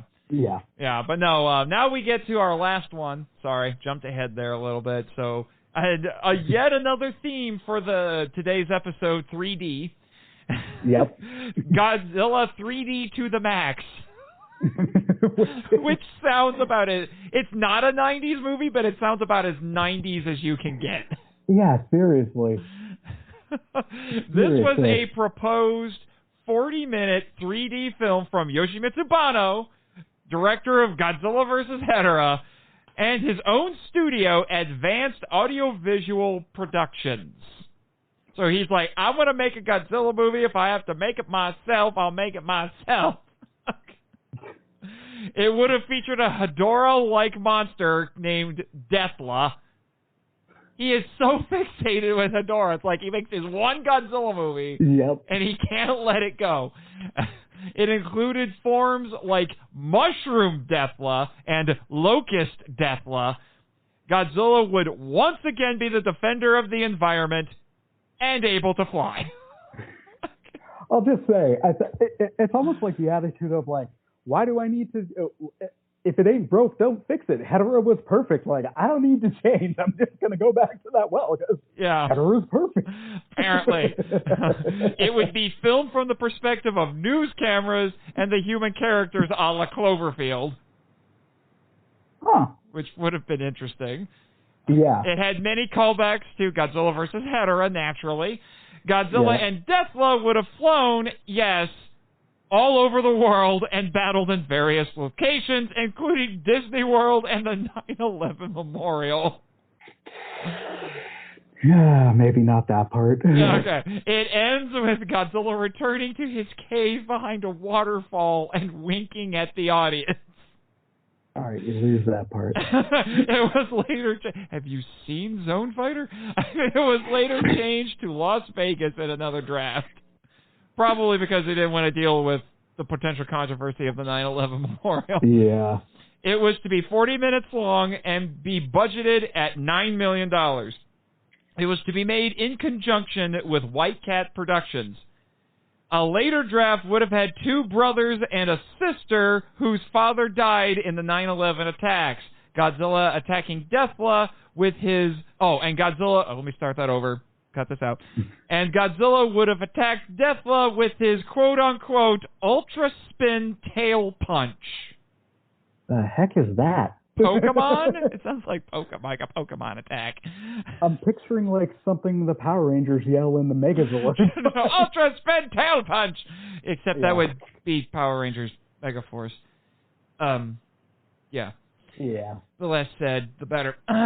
Brian Rogers and Roger Holden, that's only mildly confusing, of Terminator 2 3D Battle Across Time, were set to produce. Keith Melton of Cirque du Soleil Journey of Man was to co-direct, and Sid Mead of Blade Runner and Aliens would design Deathla. Godzilla was to be Suitmation, however. The budget, remember, it was supposed to be $9 million. It bloated to $25 million. It was shopped around for years by Bono. Nobody picked it up. But as strange as this may sound, one of the studios that he took this to was Legendary, and it eventually led to Godzilla 2014, which is why Yoshimitsu Banno has an executive producer credit in that film. Right. So, you could make the argument, as much crap as Banno got for years because of his one Godzilla movie, including from Tanaka and the studio, if it wasn't for Banno, it can be argued, if not for Banno, we wouldn't have all of the wonderful Godzilla and Kaiju stuff that we have right now. Fair. 2014, Godzilla 2014 is the beginning of it. Yeah. We wouldn't have gotten Shin, we wouldn't have gotten everything else.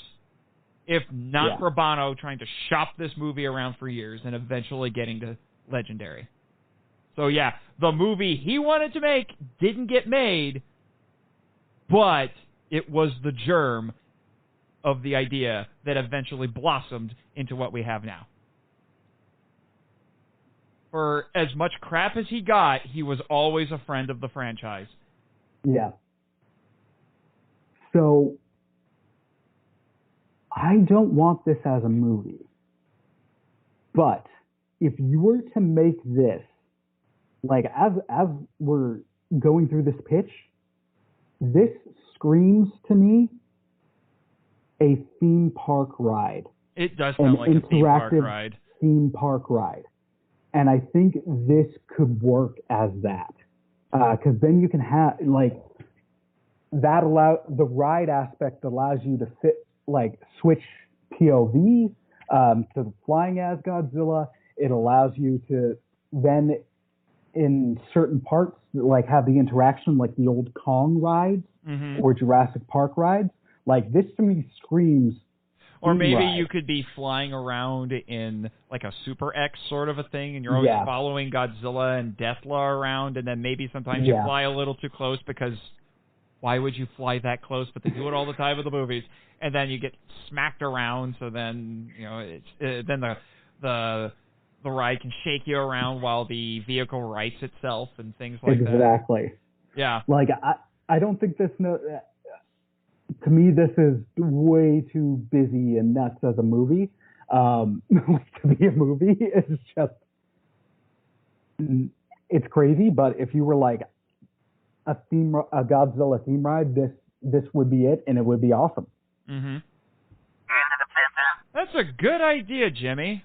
Maybe I should suggest it to the board of directors for them to consider. This would be an interesting attraction at the Monsterland Resort.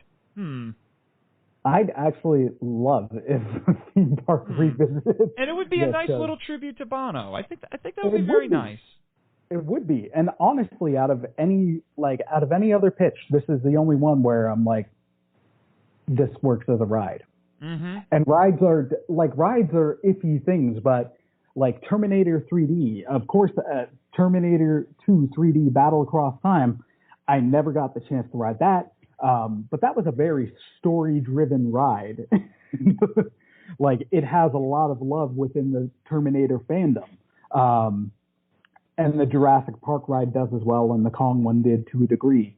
So I'm like, this could be a story-driven theme park ride that would be a lot of fun. You know, yes, I am going to make that proposal. Nice.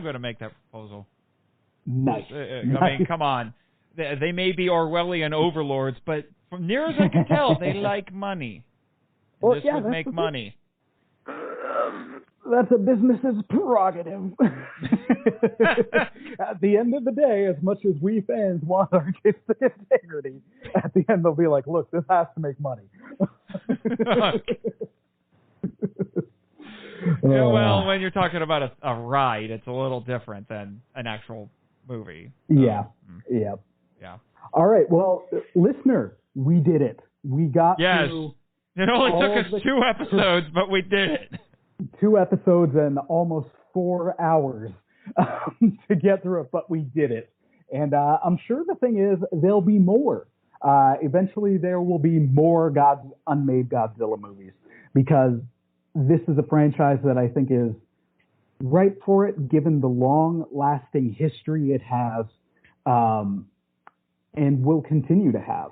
Like, we're about to enter the Godzilla world era, where, again, their plan is to, every 2 or 3 years, or every year, have a new Godzilla or a new kaiju film, which means not all of them are going to get made. And in a couple of years, we're going to learn some interesting facts, and it'll be fun to go through those to see what we would have liked. Why do we get why it didn't get made? And yeah. If nothing else, it'll keep John LeMay busy. Oh, calm down. Don't start another flame war with him, please. It'll keep John busy and give many kaiju YouTube channels a lot of content for a while. This is true. All right, yeah. All right, sir. Well, I know we are on a time crunch. You gotta get back to past the border ASAP. So we're gonna wrap this up. But thank you so much. Thank you so much for coming back and joining us to finish this out. And listener, you can check out Nathan. Currently on the Monster Island, it is the year of Gamera. Yes, much to my chagrin. Current chagrin. The September can't get her soon enough. Let me. I was gonna say, like, coming towards September, you're gonna be singing a different tune. Yes, yes. Assuming that the board, I swear, they're trying to kill me by making me slog through all of these Gamera movies, but whatever. All right. Well, where can people check you out, sir? Well, you can check out the Monster Island Film Vault at monsterislandfilmvault.com, and we're also on all the podcatchers. You can also follow the podcast on Twitter. Yes, and follow Jimmy on Twitter, too. Those handles are the Monster Isla 1 and at NASA Jimmy, and then there's also at MIFV_legal team, which is Raymond Martin, who's the resident lawyer on Monster Island, and also my pseudo-sister clone, Crystal Lady Jessica, at Crystal Lady Jess 1. I believe I got everybody. Oh, yes, and the board. Follow the board on Twitter at Monster Isla BOD, whatever. And also, I am an author. Sorry. Say it. What were you saying? I just wanted to jump in and steal your line. You have fulfilled your contractual obligations. Yes, I have fulfilled my contractual obligations. I will not be shot into space for one more day. And not to be confused with that horrible Spider-Man story. But yeah, nope. And then I am also a professional author and writer. You can check out my writings on my website, nathanjsmarchand.com, because yes, I have 2 middle initials and had to use them because the domain name nathanmarchand.com was already taken. I'm going to find that guy and I'm going to unmake him. This took a dark turn. Deleted! Anyway. And then you can follow... also, the podcast is on Instagram and Facebook, and then I bring that up because I also have a professional Facebook page called The Worlds of Nathan Marchand, and you can follow my author Twitter, my professional Twitter, at Nathan Marchand 7. I believe that is everything that I need to bring up, other than the fact that I do have a new book out in print called Zorzum and the God Who Devours. It's a sword and sorcery story with a barbarian cooler than Conan, and I co-wrote it with my friends Nick Cade and Aaron Brosman. Nice. There you go. Awesome. All right, well, Nathan, as always, thank you for coming here. I love doing these kaiju-themed episodes with you. Feel free to have me back. Thank you for listening. Oh, dude, I'll definitely have you back. I'm your new favorite guest. Just admit it. Everyone's my favorite. Oh. All right, well, dear listeners, thank you for listening. I hope you enjoyed today's episode. God bless my friends and take care. Peace. Sayonara.